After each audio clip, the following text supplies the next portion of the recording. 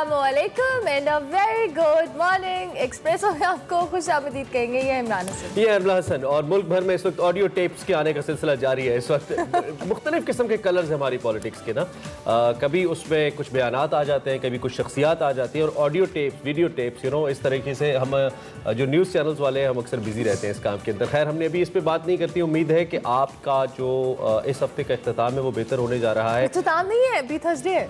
नहीं, मतलब एक दिन रह गया ना। होने जा रहा है का मतलब ये है कि its future continues, future perfect continues नहीं टेंसेस है। तो खैर, अच्छा, तो इस हफ्ते के इख्तिताम के हवाले से तो हम बात करेंगे, लेकिन एक बात जिस पर हम मुसलसल तवज्जो आपकी दिलाते रहे हैं वो स्मोग है। और पिछले दिनों में हमने सुना था कि हुकूमत मुख्तलिफ पॉलिसीज प्लान कर रही है और इस हवाले से कुछ इक़दामात भी किए गए हैं, लेकिन अभी तक उन इक़दामात का कोई ओबियसली इतनी जल्दी हल हो नहीं सकता। जिसमें कुछ जो फैक्ट्री मालिकान है उनको जुर्माने किए गए हैं, कुछ फैक्ट्रियाँ बंद की गई हैं, कुछ गाड़ियाँ भी पकड़ी गई हैं। बिल्कुल, गाड़ियों से याद आया, रात को पेट्रोल पंप्स पे बड़ी कोई अजीब सी सिचुएशन थी क्योंकि पेट्रोल नहीं मिल रहा था। नहीं बिल्कुल मिल नहीं रहा था। अच्छा, मैं आपको लिटरली बताऊं, रात को मैं बाहर निकला और मैंने पेट्रोल पंप के बाहर लाइन देखी, क्योंकि ऐसा कोई इम्कान नहीं था, और मैंने न्यूज़ देखी, मैंने कहा शायद फ्री हो गया, इसलिए इतनी बड़ी तादाद में। पाकिस्तान है या कुछ फ्री नहीं मिलता, यहाँ नायाब होता है। हाँ, या कुछ फ्री नहीं होता, सब नायाब होता है। तो लिहाजा पेट्रोल पंप्स पे कहा जा रहा था कि जी पेट्रोल आ चुके, हड़ताल होगी। कुछ पेट्रोल पंप्स ने कहा कि हम दे देंगे, लेकिन स्टिल लोगों ने रात को समझा कि बस अब गाड़ियां भरवा ली जाए, पता नहीं कि आगे लबना कि नहीं लबना, लेकिन वो लब जाएगा तो उसे तसल्ली रखो। अच्छा, जब गाड़ी की टंकी फुल होती है तो क्या चीज़ खाली होती है? जेब। बहुत से लोगों की टंकी फुल हो गई लेकिन जेब खाली हो गई, जो कि लोग बहुत शिकायत करते हैं कि बहुत महंगा हो गया। हाँ, जिस पैसों में पहले टंकी भरती थी अब उससे थोड़ा काफी ज्यादा, थोड़ा नहीं, उससे थोड़ा सा काफी ज्यादा हो गया। हाँ, खैर जी, ये भी एक हम इस पे भी बात करेंगे, और उसके साथ साथ ये जो वीडियो टेप्स का या ऑडियो टेप्स का मामला है इस पे भी हम बात करेंगे। And with that we have a lot to share. आज आपके लिए मे भी कुछ सरप्राइज भी हमारे पास, तो उसके लिए भी आपने हमारे साथ रहना है। ये तो हम आगाज कर लेते हैं हेडलाइंस।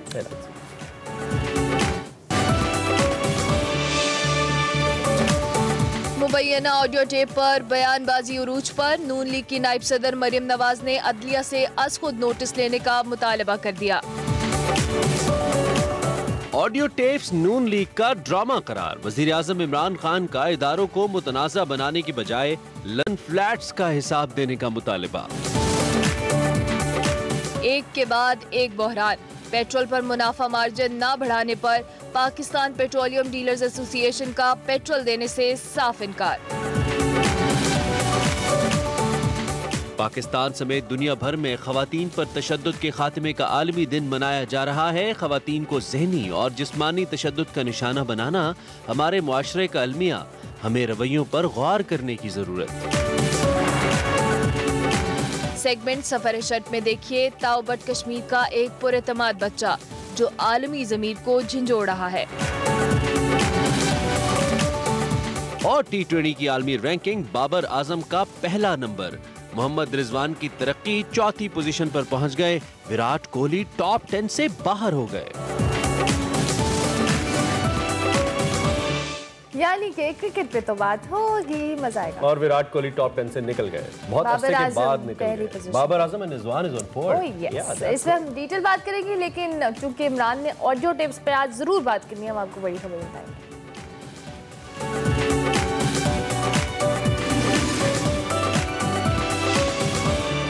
तो मुबैना ऑडियो टेप पर बात कर लेते हैं। साबिक चीफ जस्टिस साकिब निसार से मंसूब जो ऑडियो टेप है, गुज़िश्ता रोज भी इस पर एक धुआंधार प्रेस कॉन्फ्रेंस और बयानबाजी का सिलसिला जारी रहा, यानी कि मौजूए बहस रही वो ऑडियो टेप।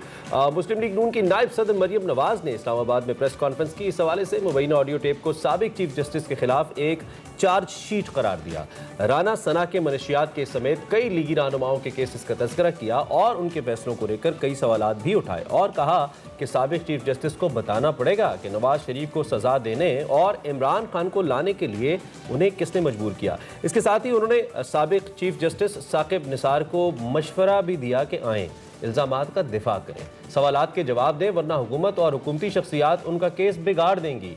मुख्तलिफ सवालों के जवाब में मरियम नवाज ने इस मामले पर अदालतों से अज खुद नोटिस लेने का भी मुतालबा किया, लेकिन वो खुद मुबैना ऑडियो टेप को अदालतों में ले जाने के लिए तैयार नहीं है। कुछ ऐसा भी कहना था, और उसका रद्द-ए-अमल भी तो आना था। रद्द-ए-अमल में हुकूमती शख्सियात भी मैदान में आई, साबिक चीफ जस्टिस का भरपूर दिफा किया और मुबैना ऑडियो को साजिश करार दिया, और मरियम नवाज को चैलेंज किया कि अगर वो सच्ची हैं तो मामले को अदालत में लेकर जाएं। इस मामले पर वज़ीर आज़म इमरान खान भी जारहाना मूड में नजर आए और सियासी हरीफों को खूब सियासी बाउंसर मारे। साबिक चीफ जस्टिस की मुबैना ऑडियो टेप को ड्रामा करार देते हुए प्राइम मिनिस्टर ने कहा कि ये सब कुछ करप्शन छुपाने के लिए किया जा रहा है। नून लीग इदारों को मुताज़ बनाने की बजाय लंदन में खरीदे गए जो फ्लैट्स हैं उसका हिसाब दे। इस मामले पर 3 फरीक नजर आ रहे। एक तो मुस्लिम लीग नून है जो ऑडियो टेप को अपने हक के लिए इस्तेमाल करिए, दूसरी बात की जाए तो साबिक चीफ जस्टिस साकिब निसार, और तीसरा फरीक हुकूमत है जो इस मामले को इदारों के खिलाफ साजिश करार दे रहा है। लेकिन इसमें एक हैरत की बात यह है कि ये तीनों फरीक इनमें से कोई भी मुबैना ऑडियो टेप को अदालत में चैलेंज करने के लिए तैयार नहीं है। अलबत्ता जो पाकिस्तान बार कौंसिल है उसने सुप्रीम कोर्ट से मुतालबा किया है कि ऑडियो या वीडियो लीक्स की तहकीकात के लिए गैर मुतनाज़ साबिक चीफ जस्टिस की सरबराही में जो ट्रुथ कमीशन है वो बनाया जाए। इसी हवाले से भी हम बात बिल्कुल, हमारे साथ एडवोकेट माहिर कानून सिद्दीक साहब मौजूद हैं, उनसे जरा बात करते हैं कि वो इस सारी सूरत-ए-हाल पे क्या राय रखते हैं। अज़र सिद्दीक साहब, thank you very much for joining us early in the morning. और सुबह खैर, बज़ाहिर तो हम इसे लाइटर मोड के अंदर डिस्कस कर रहे हैं, लेकिन ये बहुत ही अफसोसनाक एक मोड़ है। हम अगर अपनी जुडिशल हिस्ट्री की भी बात करें या पॉलिटिकल हिस्ट्री की भी बात करें, लेकिन इससे पहले सियासी सतह पे तो ये चीज़ें होती रहती थी, लेकिन जुडिशरी जैसे इदारों के साथ ऐसी चीज़ों का मंसूब होना इदारों की साख के लिए इंतहाई नुकसानदेह, और हमें इस बात का इल्म है। एक तो बतौर माहिर कानून, आप जो मौजूदा सूरत हाल पैदा हो गई है इसमें किस हद तक समझते हैं कि अब वाकई अदालत को इंटरवीन करना चाहिए और सुप्रीम कोर्ट को इंटरवीन करना चाहिए सिंस उनके चीफ जस्टिस से रिलेटेड वीडियो है, या आप समझते हैं कि नहीं, एक सियासी इसको रंग देने की जा रही है, इतना अहम मामला है नहीं है? क्या देखते हैं आप? अज़र साहब, आप सुन पा रहे हैं हमें? चले दोबारा कनेक्ट करते हैं, there is some audio connectivity issue. इस वक्त अज़र सिद्दीक साहब हमारे साथ मौजूद है, लेकिन एक शोर ज़रूर है जी। एक इंतहाई सेंसिटिव मामला है, और हम अगर अपनी अदलिया की बात करते हैं तो यकीनी तौर पे बहुत आज़ाद फैसले किए हैं, आज़ाद फैसले करती है हमारी अदलिया, और कौम को एक भरोसा भी है अदलिया के ऊपर, एक लास्ट रिजॉर्ट भी है बहुत से लोगों के लिए कि जब कहीं से मामला हल नहीं होता तो ओबियसली उस वक्त आप कोर्ट से कंसल्ट करते हैं। और मुख्तलिफ औकात के ऊपर मुख्तलिफ मुअज़्ज़िज़ जज साहिबान ने इस बात को मुमकिन भी बनाया है कि अवाम का जो एतमाद है वो बहाल रखा जाए। लेकिन इस किस्म की चीज़ों के सामने आने से यकीनी तौर पे एक सवाल ज़रूर उठता है, और हमें इस बात का भी यकीन है कि इस बात को मुकम्मल तौर पर मंतकी अंजाम तक पाकिस्तान का सबसे बड़ा इंसाफ देने वाला इदारा ज़रूर पहुँचाएगा। ताहम हम फिल वक्त अगर कल की प्रेस कॉन्फ्रेंस की बात करें, हरमला हसन को कल की प्रेस कॉन्फ्रेंस बिल्कुल पसंद नहीं आई, और फिर बात करी थी कि कुछ खास ज़्यादा जिसे कहना चाहिए कि पंचिंग लाइन्स इतनी नहीं थी, कुछ ऐसा था आपको? Exactly, मुझे लगा कि बहुत सारे सवालात के जवाब उन्होंने बहुत घुमा दिए, क्योंकि उनके पास शायद उस बात का जवाब ही नहीं था। जब एक सहाफ़ी ने, एक्सप्रेस के एक सहाफ़ी थे जिन्होंने सवाल किया कि जो आपकी एक वीडियो आई जिसमें आप मुख्तलिफ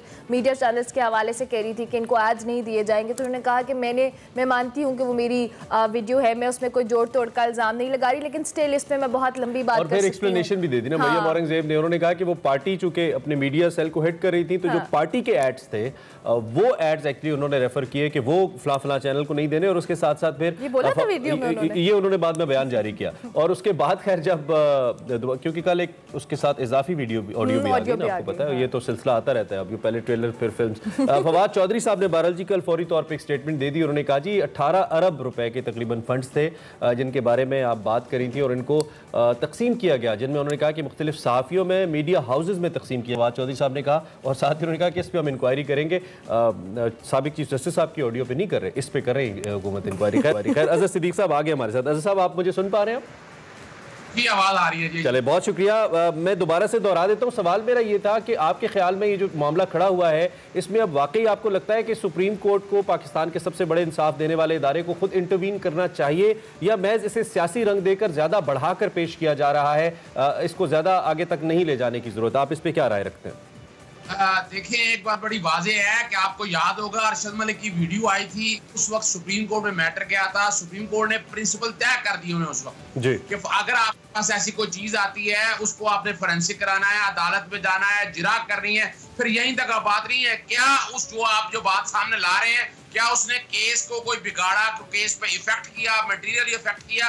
तो अगर तो वो वीडियो का मामला असल होता तो ये उस वक्त से अरशद मलिक के दौर से ले जाते। फिर जब शमीम का एफिडेविट आया, राणा शमीम का एफिडेविट ने भी झूठ बोला, और तारीखी तौर पर सब आपको पता है 8 जुलाई 2018 को फैसला आया था, 25 जुलाई को इलेक्शन थे, तो यानी उसे क्या बुलाते, इलेक्शन से बाहर क्या रख रहे हैं हमने? और 17 जुलाई को साकिब निसार साहब गिलगित बल्तिस्तान गए थे, तो वो भी झूठ साबित हो गया। ये वाली वीडियो भी जो है, ये वीडियो भी फेक साबित हो चुकी है, इसमें कोई बात नहीं है। डीप फेक वीडियो को अगर आप देखें, आप जो बात समझने वाली है कि आपके सामने कि इनके पास मनी ट्रेल क्या। लेकिन अजहर साहब, आपको नहीं लगता कि फैसला बहरहाल अदालत को ही करना चाहिए? आप और मैं तो अजम्पशंस की बुनियाद पे बात कर सकते हैं। मैं मे भी एक ऑडियो के तौर पे कहूं नहीं ये वीडियो ठीक है, आप कहें नहीं ये वीडियो ठीक नहीं है। आपको नहीं लगता कि कहीं ना कहीं चूंकि मामला ऐसा है, इतनी सेंसिटिव शख्सियत से वाबस्ता है, वो हमारे लिए बहुत काबिल एहतराम है, तो इसको मंतकी अंजाम तक पहुंचाने के लिए कोई डॉक्यूमेंटेड डिसीजन या प्रोसिक्यूशन लाजमी है? आपको नहीं लगता बतौर माहिर कानून?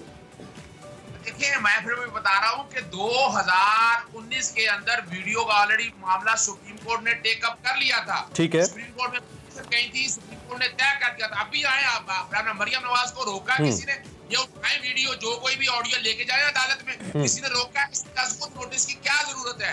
अजगुद नोटिस, मैं तो हैरान हूं, सारे कह रहे थे कि जुडिशियल एक्टिविज्म नहीं आना चाहिए, हम क्यों चाह रहे हैं? वजह क्या है? ये पॉलिटिकल मोटिवेशन है, झूठ फ्रॉड का पलंदा इस कॉन्टेक्स्ट में है। अजहर साहब, आप ये जो बात कर रहे हैं कि इसको कोई कोर्ट में ले जाने को तैयार नहीं है, इस मामले पर मुस्लिम लीग नून की जानिब से भी स्टेटमेंट्स आई। कल हमने प्रेस कॉन्फ्रेंस देखी, फिर वफाकी वुज़रा भी आए, उन्होंने भी काउंटर अटैक किया। उन्होंने कहा जी ये हम इस पे हम रेजिस्ट करते हैं और इससे पॉइंट स्कोरिंग की जा रही है। तो फिर अदालत में ले जाने के लिए कोई भी पार्टी तैयार क्यों नहीं है अगर ये इतना सेंसिटिव मामला है? देखिए, हुकूमत को ले जाने की क्यों जरूरत है? हुकूमत इससे एक फैक्ट हुई है, हुकूमत ने जुडिशरी को डिफेंड करना, और यही हर हुकूमत का वतीरा होना चाहिए। भाई इससे जो इफेक्ट हुआ है, जो मुतासरा फरीक है, मुतासरा फरीक को जाना होता है कोर्ट में। इसमें अगर मरियम नवाज या नवाज शरीफ मुतासरा फरीक है, बजाय ये पैरेलल जुडिशियल सिस्टम कायम करने के, ये साबित कर रहा है कि वो झूठ बोल रही हैं। अगर इतना शौक है, बजाय देखे ना एफिडेविट जाके टेस्ट हुआ तो वहां पर इंग्लैंड के अंदर, ये वीडियो पाकिस्तान की लीक हो रही है जाके अमेरिका के अंदर, आप क्या साबित करना चाह रहे हैं? आसमा जहांगीर की कॉन्फ्रेंस जो कराई वो फंडिंग। लेकिन आखिरी सवाल मेरा अजहर सिद्दीक साहब, जो सबसे इंपॉर्टेंट बॉडी है सुप्रीम कोर्ट बार एसोसिएशन, उसने ये कहा है कि इस पे एक ट्रूथ कमीशन होना चाहिए जो इसकी तहकीकात करे। उसमें भी बड़े जय्यद वकला शामिल हैं और obviously that's an independent body. इस पे आप क्या कहेंगे? देखिए, मैं पहले तो बात बता दूं, वो सुप्रीम कोर्ट जो मैंने प्रेस रिलीज देखी है वो सेक्रेटरी साहब की है।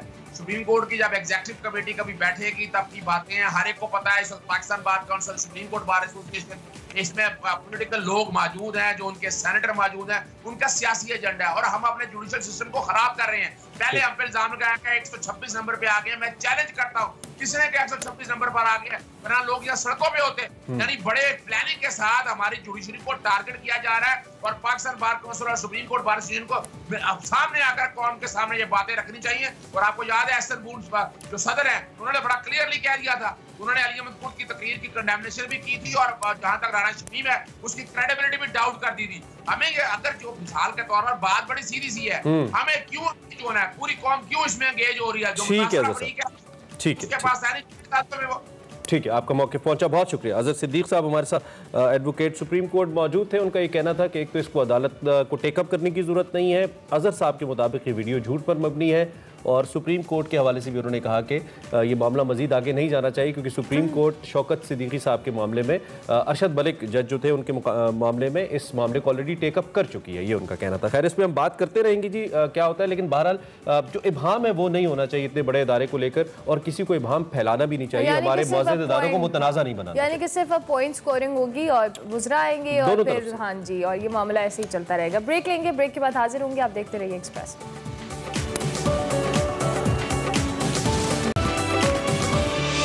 जी जनाब, एक बहरान टला नहीं, एक और आ गया। ये हुकूमत की सूरत हाल है। मौसम तब्दील होते ही गैस गायब हो चुकी है और अब पेट्रोल बहरान सामने आने का खदशा है, क्योंकि सुबह तकरीबन 6 बजे से जो डीलर्स एसोसिएशन है, आज सुबह से उसने ऐलान कर रखा है गिलगित बल्तिस्तान और आज़ाद कश्मीर समेत मुल्क भर के जो पेट्रोल पंप्स हैं उनको बंद कर दिया गया है। हड़ताल की वजह क्या है? डीलर्स एसोसिएशन का मौक़िफ़ ये है कि हुकूमत ने 3 साल पहले डीलर्स के मुनाफे का मार्जिन बढ़ाने का वादा किया था, ताहम ये वादा ताहाल पूरा नहीं किया गया। अब महंगाई बढ़ रही है, पेट्रोलियम मसनूआत की कीमतें बढ़ रही हैं, तो डीलर्स के लिए स्टेशन चलाना मुश्किल हो गया है। इससे पहले भी 5 नवंबर को हड़ताल की कॉल दी गई थी, ताहम वज़ीर आज़म इमरान खान और वज़ीर पेट्रोलियम और तवानाई हमाद अज़हर की अपील पर 3 नवंबर को मुतालबात पूरे करने पर इत्तफाक कर दिया गया था और यकीन दहानी कराई गई थी कि इक़्तिसादी राबता कमेटी और जो वफाकी काबीना है उसकी जानिब से 15 नवंबर तक मार्जिन में इजाफे की मंजूरी के मुआहदे पर अमल दरामद मुकम्मल हो सकेगा।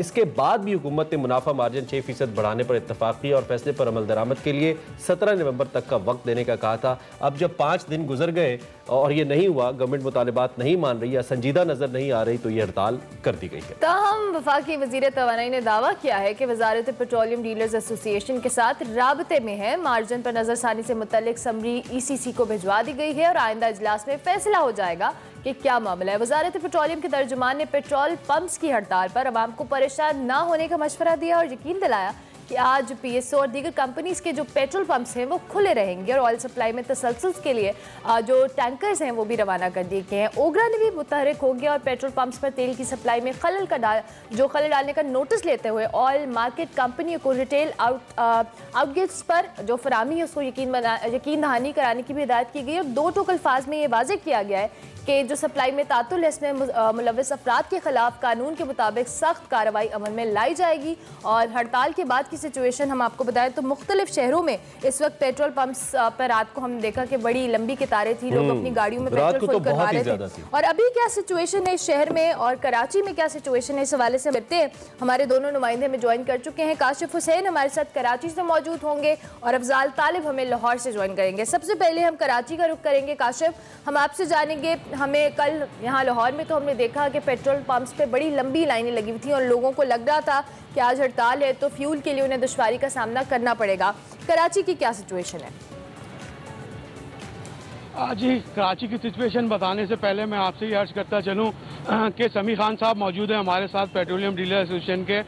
इस हड़ताल का जो सहरा इनके सर है, लेकिन इन्होंने बड़ी खूबी के साथ हुकूमत पाकिस्तान की ये बड़ी एक मुश्किल आसान कर दी है। अवाम 145 रुपये पर जब पेट्रोल हुआ था उनकी चीखें निकल गई थी, लोग महंगाई का इसको सबब करार दे थे, लेकिन इस वक्त हड़ताल की वजह से लोग उस महंगाई को और 145 रुपये की कीमत को भूल चुके हैं। कराची में ब्लैक से 200 रुपये में भी इस वक्त पेट्रोल अगर कोई बेचे तो लोग खरीदार तैयार हैं, यानी कि महंगाई, पेट्रोल महंगा होना एक दूर बात हो चुकी है। अब आवाम का मसला है कि पेट्रोल किसी भी कीमत पर कम से कम मिले।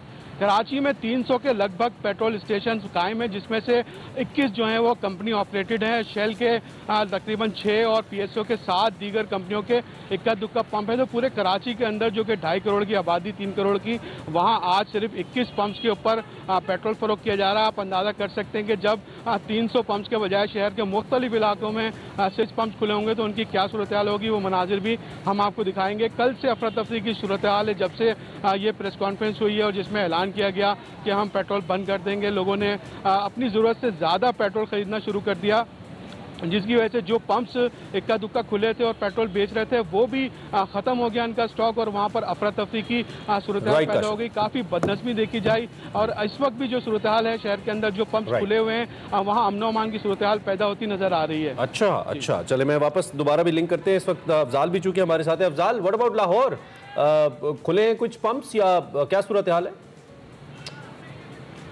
आज जी बिल्कुल, चूँकि कल पेट्रोल डीलर एसोसिएशन की तरफ से जो है हड़ताल की कॉल दी गई थी, लिहाजा आपने देखा कि रात तक जो है वो लंबी कतारें जो हैं पेट्रोल पंप पे लगी हुई थी। लेकिन आज सुबह के वक्त जो है शहर में तो मिला जुला रुझान नजर आ रहा है। अच्छा। अभी भी हम जिस पेट्रोल पंप पे खड़े हैं यहाँ पेट्रोल पंप मिल रहा है, तो अभी कुछ जो है गुलशन रवी, जेल रोड, अभी हम जो है समनाबाद दूसरे गुलशन रवी के इलाके में खड़े हैं जहाँ इस वक्त पेट्रोल पंप हैं। 4 पेट्रोल पंप में 2 पेट्रोल पंप बंद हैं और 2 पेट्रोल पंप पे जो है वो लोगों को जो है पेट्रोल मिल रहा है। तो इस हवाले से जो लाहौर में तकरीबन 60% तकरीबन बंद है और 40% खुले हुए भी हैं। तो इस हवाले जो इंतजाम और ये खुले हुए अफजाल, ये वही PSO और शेल के पंप से वही खुले हुए हैं, उसके अलावा बाकी सब बंद है या उनमें से भी कुछ बंद है?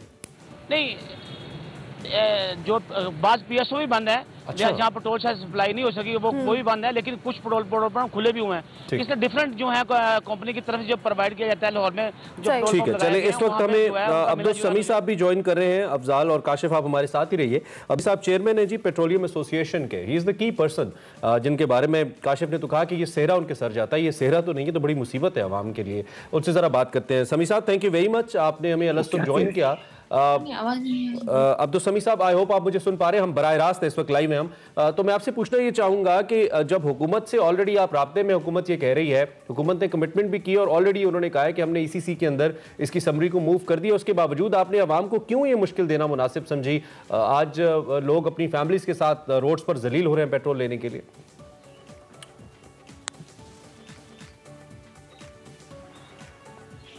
समी साहब, आप अगर सुन पा रहे हैं तो मैं आपसे दोबारा सवाल करना चाहूंगा कि जब हुकूमत के साथ ऑलरेडी आप नेगोशिएशंस के अंदर हैं, तो उसके बावजूद आपने क्यों हड़ताल मुनासिब समझा करना? समी साहब, आप मुझे सुन पा रहे हैं? आवाज नहीं आ रही है। अच्छा, मैं लाउड बोलने की कोशिश करता हूं।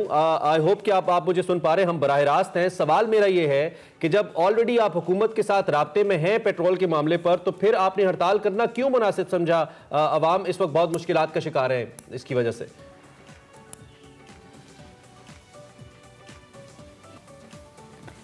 इन्हें आवाज़ नहीं आ रही, मसला चल रहा है, लेकिन हमारे नुमाइंदे हमारे साथ मौजूद हैं। अफजाल तालिब के मुताबिक कुछ जो पेट्रोल पंप्स है वहाँ पर पेट्रोल अवेलेबल है, लेकिन कुछ पीएसए और शेल के पेट्रोल पंप्स हैं जिन्होंने हड़ताल के हवाले से कहा था कि ब्लैक में भी मिल रहा है। एग्जैक्टली, तो अफजाल के हवाले से जो अफजाल ने अपडेट की उसके हवाले से काशिफ हम आपको दोबारा आपसे जानना चाहेंगे। जिस तरह से आप कह रहे हैं ब्लैक में पेट्रोल मिल रहा है, लेकिन स्टिल बहुत सारे पेट्रोल पंप 300 के करीब लगभग आपने पेट्रोल पंप्स बताए कराची में जो बंद पड़े हुए हैं।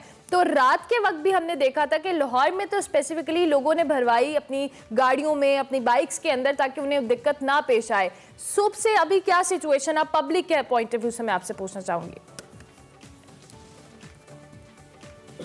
कि शायद ये मुज़ाकरात होंगे हुकूमत, क्योंकि वजारत पेट्रोलियम ने रब्ता किया था डीलर्स एसोसिएशन से और उनको बताया था कि वजारत तवानाई पेट्रोलियम डिवीज़न को एक समरी इरसाल कर दी गई है जो कि इक्तिसादी रब्ता कमेटी की मंजूरी के बाद इनके मार्जिन के ऊपर गौर किया जाएगा। लेकिन जो डीलर्स एसोसिएशन थी उसने इस बात पर जो है वो मुतालबा किया कि जो समरी आपने भेजी है उसके नुकात हमें दिखाए जाएँ, क्योंकि हमसे कोई मुशावरत नहीं गई, उसके बगैर ही आपने समरी तैयार कर दी। तो जो लोगों को उम्मीद थी उन्होंने इस उम्मीद के ऊपर पेट्रोल रात को तवील कतारों में लोग नहीं लग सके कि सुबह सवेरे हो सकता है कि हड़ताल टल जाए और ज़िंदगी मामूल पर आ जाए। ऐसे वो तमाम लोग इस वक्त परेशानी की हालत में एक से दूसरे पेट्रोल पंप पर जा रहे हैं और जो रहा था उनकी टंकियों में पेट्रोल था वो भी ख़त्म हो रहा है। कराची में अगर देखा जाए तो 21 कंपनी ऑपरेटेड पंप्स हैं, अगर 7 CPSO के, शेल के 6 हैं, लेकिन इनकी लोकेशन जो है वो will get back to you Kashif. हमें अब्दुल समी साहब दोबारा ज्वाइन कर चुके हैं, चेयरमैन पेट्रोलियम एसोसिएशन। समी साहब, अब आप मुझे सुन पा रहे हैं? आवाज ठीक है? जी, अब आवाज सही। चले, बहुत शुक्रिया। मेरा सवाल ये था कि जब ऑलरेडी हुकूमत कह रही है कि वो आपसे राब्ते में है और हुकूमत ने इनकार भी नहीं किया आपकी तजावीज़ को लेकर, और आपकी समरी जो है वो भी ECC को मूव की गई, उसके बावजूद फिर आपने क्यों मुनासिब समझा विद इन नो टाइम, पिछले 5-6 दिन के मार्जिन के बाद, कि आपने एकदम हड़ताल कर दी और इस वक्त लंबी लंबी कतारें हमें नजर आ रही हैं आवाम की रोड्स के ऊपर? देखिए, मैंने कल भी 10-20 चैनल पे कहा है, मेरी राब्ता है सेक्रेटरी पेट्रोलियम से और उन्होंने ये कहा कि भाई हमने जो 1 हफ्ते पहले जो भेजी थी समरी ECC में, उसमें हम अभी तब्दीली नहीं कर सकते। हमने उनको कहा कि मैं आपको बता रहा हूँ जी, अगर तब्दीली नहीं कर सकते तो मुझे कोई ऐसा प्राइम मिनिस्टर सेक्रेटरी से कोई बयान आ जाए कि हम इस 3 महीने में, 2 महीने में जो हमारे मुतालबात हैं वो ना माने, मगर उसमें तब्दीली करके और बढ़ा दिया जाए ताकि हम मुतमईन हो जाएं और स्ट्राइक खत्म कर दें। ठीक है, तो फिर इस पे क्या कहा उन्होंने? जवाब आया? कहते ये मेरे इख्तियार से बाहर है। ये किसने कहा समी साहब? Secretary petroleum. सेक्रेटरी पेट्रोलियम ने कहा। ठीक है, हमारे साहब तो बात ही नहीं करते हैं। हमने पूरी उम्र गुजर गई, हम पहले मिनिस्टर ही बात करता था और हम जब तक भी चाहे उससे बात कर सकते थे। अब बदकिस्मती है कि ये पूरी उम्र में ऐसे हालात पैदा हो गए कि हमारी मिनिस्टर से भी बात नहीं हो रही। ठीक है, बेसिकली अगर आम आवाम के लिए जो इस वक्त यकीनी तौर पे आप ही को मुर्द इल्ज़ाम ठहरा रहे हैं, क्योंकि आवाम ऑलरेडी ऑलमोस्ट 150 रुपए का पेट्रोल पर लीटर खरीद रही है और आवाम के ऊपर बहुत बड़ा बोझ है इसका। कुछ लोग कहते हैं कि जी हम 2 लीटर की प्राइस में 1 लीटर पेट्रोल ले रहे हैं और उसमें कुछ हद तक हकीकत भी है। उसके ऊपर आप मजीद अगर प्रॉफिट्स बढ़ाएंगे तो मजीद दबाव तो बढ़ेगा उसके ऊपर। तो आप ऑलरेडी क्या प्रॉफिट इनफ नहीं कमा रहे जिसकी वजह से आपको लगता है कि आवाम के ऊपर मजीद प्रेशर डालना चाहिए? बड़ी गलत फहमी है। हमसे एक मायदा हुआ है कि ये जैसे इन्फ्लेशन बढ़ेगा और ये हमारे बढ़ाते रहेंगे। इस वक्त बिजली की कीमतें 3 महीने में कितनी बढ़ गई, लेबर की तनख्वाह बढ़ गई, सोशल हर चीज, ओल्ड एज। अब मसला ये कि हम अपने पास से तो उनको नहीं दे सकते। अब यही हमने मजबूरन हमने इनसे मीटिंग की, इन्होंने वायदा किया हमसे, इन्होंने हमें बताया भी नहीं कि ईसीसी में क्या इन्होंने भेजा है। अगर ये मीटिंगें तो करते थे मगर कहते थे ये सीक्रेट चीजें हैं और ये हम बता नहीं सकते। एक पार्टी है आपके सामने, आप उसको बताइए ताकि हमें पता चले। बाद में मालूम हुआ ये 4 दिन पहले वो हमें मिल गई वो जो ईसीसी में भेजी है। ये प्रॉब्लम है। हम खुद नहीं चाहते कि अवाम को तकलीफ हो, मगर हमारे एक आम आदमी खरीदता पेट्रोल, शक्कर खरीदता, आटा, ये सुबह जाते थे बढ़ जाती है कीमत। पेट्रोल के लिए जो हमारा जायज मुनाफा है, जो इन्होंने माना है, हमें तो वो चाहिए। हम थोड़ा बहुत अगर इसमें तो हम उसको तैयार हो जाए। अब साहब, जिस तरह से आपने कहा कि आपसे कोई मिनिस्टर हमाद अजहर साहब आपसे बात नहीं कर रहे, सेक्रेटरी पेट्रोलियम आपसे बात कर रहे हैं, तो आपकी अगर जब तक बात नहीं होती, आपके मुतालबात पूरी नहीं होते, तब तक आपका इस हड़ताल को कंटिन्यू रखने का प्लान है या आप इसमें कोई नरमी या कोई फ्लेक्सिबिलिटी दिखाएंगे? हमने 2 बजे मीटिंग की है सेंट्रल कमेटी की, और हम तय करेंगे कि अब क्या लाया वाले। अब इस वक्त 11 बजे OMC जो बड़ी बड़ी कंपनी है वो और उसके हेड ने हमें बुलाया है, और मैं भी अपना डेलीगेशन लेके जाता हूँ और उससे पूछता हूँ कि भाई क्या आपने बुलाया था। आपने कहा है कि हमें अगर हुकूमत हमसे बात करे तो हम भी उसके ऊपर सर्टेन मार्जिन दे सकते हैं। आपकी अभी बातों से मुझे ऐसा लगा कि उस पर निगोशिएट हो सकता है कि तो निगोशिएट किस परसेंटेज पे हो सकता है, या कौन सा ऐसा पॉइंट है जिस पे आप समझते हैं कि आप फ्लेक्सिबिलिटी दिखाएं और हुकूमत भी बात करे तो ये मामला सॉर्ट आउट होगा? अगर आप ये तो देने वाले का है कि वो कितना दे सकता है। हमने तो 6% मांगे, अब वो क्या दे रहा है। हम जब बैठेंगे हमें कोई वो कहने लगे अभी तो ACC में चली गई है, अभी तो बहुत मुश्किल है। ये हमसे वायदा कर लें प्राइम मिनिस्टर सेक्रेटरीट से एक। लेकिन हुकूमत तो ऑलरेडी सभी साहब ये क्लेम है कि वो इस वक्त सबसे कम टैक्स इस वक्त हुकूमत ले रही है इस सारे मामले के ऊपर। दूसरी बात ये है कि इंटरनेशनल जो ऑयल प्राइसेस हैं वो ज्यादा है, उसके साथ के साथ ऑयल प्राइसेस तो बढ़ रही है, यानी कि अगर आपके प्रॉफिट मार्जिन बढ़े नहीं है तो वो घटे भी तो नहीं है, वो अपनी जगह पे कायम है। फिर उसके बावजूद हड़ताल करने की नौबत क्यों आ रही है? आपको नहीं लगता कि एक बिजनेस के अलावा एक सोशल रिस्पॉन्सिबिलिटी भी आपके ऊपर, लोगों की जिंदगी इस पर डिपेंड करती है, आपके ऊपर लाइसेंसेस मौजूद हैं आपके पास, और उस लाइसेंसेस के कवायद ज़वाबित के मुताबिक आप बिला तातुल फराहमी यकीनी बनाने के पाबंद भी हैं पेट्रोल की। अभी मैंने आपसे अर्ज किया कि वो अगर प्रॉफिट अगर 3-4 साल पहले वाला मिलता रहता और इन्फ्लेशन नहीं होता तो हम इतना पेट्रोल पंप बंद नहीं करें। और हमने तो पूरा हिसाब दिया इनको, सेक्रेटरी के साथ बैठ के 3-3 घंटे बैठे हैं और हमने बताया कि हम इसमें नहीं चल सकते। और मैंने ये भी दरखास्त की कि आप OMC को इख्तियार दें और OMC से कहें कि जो पेट्रोल पंप नहीं चला सकते इस मुनाफे पे तो उनकी लीज कैंसिल कर दी जाए। असूली तौर पे यही होना चाहिए, क्योंकि बहरहाल एक सोशल रिस्पॉन्सिबिलिटी भी है और हुकूमत का तो काम है ही, लेकिन आप भी ओबियसली एक ज़ाब्ते के पाबंद हैं। जब आप एक पेट्रोल खोलते हैं आपको एक लाइसेंस मिलता है। आई होप कि थिंग्स गेट सेटल्ड जी, जल्दी से हों और सिर्फ मुनाफे को मद्देनज़र ना रखा जाए, इसमें जो अवामी मफाद है उसको भी मद्देनज़र रखा जाए, क्योंकि ऑलरेडी पेट्रोल पंप का काम करने वाले या पेट्रोल का काम करने वाले नुकसान पर तो काम कर नहीं रहे, प्रॉफिट बहुत ज़्यादा कमा ही रहे हैं। खैर, इस पर हम बात करते रहिए। समी साहब, thank you very much for joining अस। हमारे साथ अफजाल तालिब भी थे और काशिफ भी थे, कराची एंड लाहौर, जो हम आपको इस सारी सूरत हाल पे आगाह करें। ब्रेक लेंगे, ब्रेक के बाद हाजिर होंगे। आप देखते रहिए एक्सप्रेसो।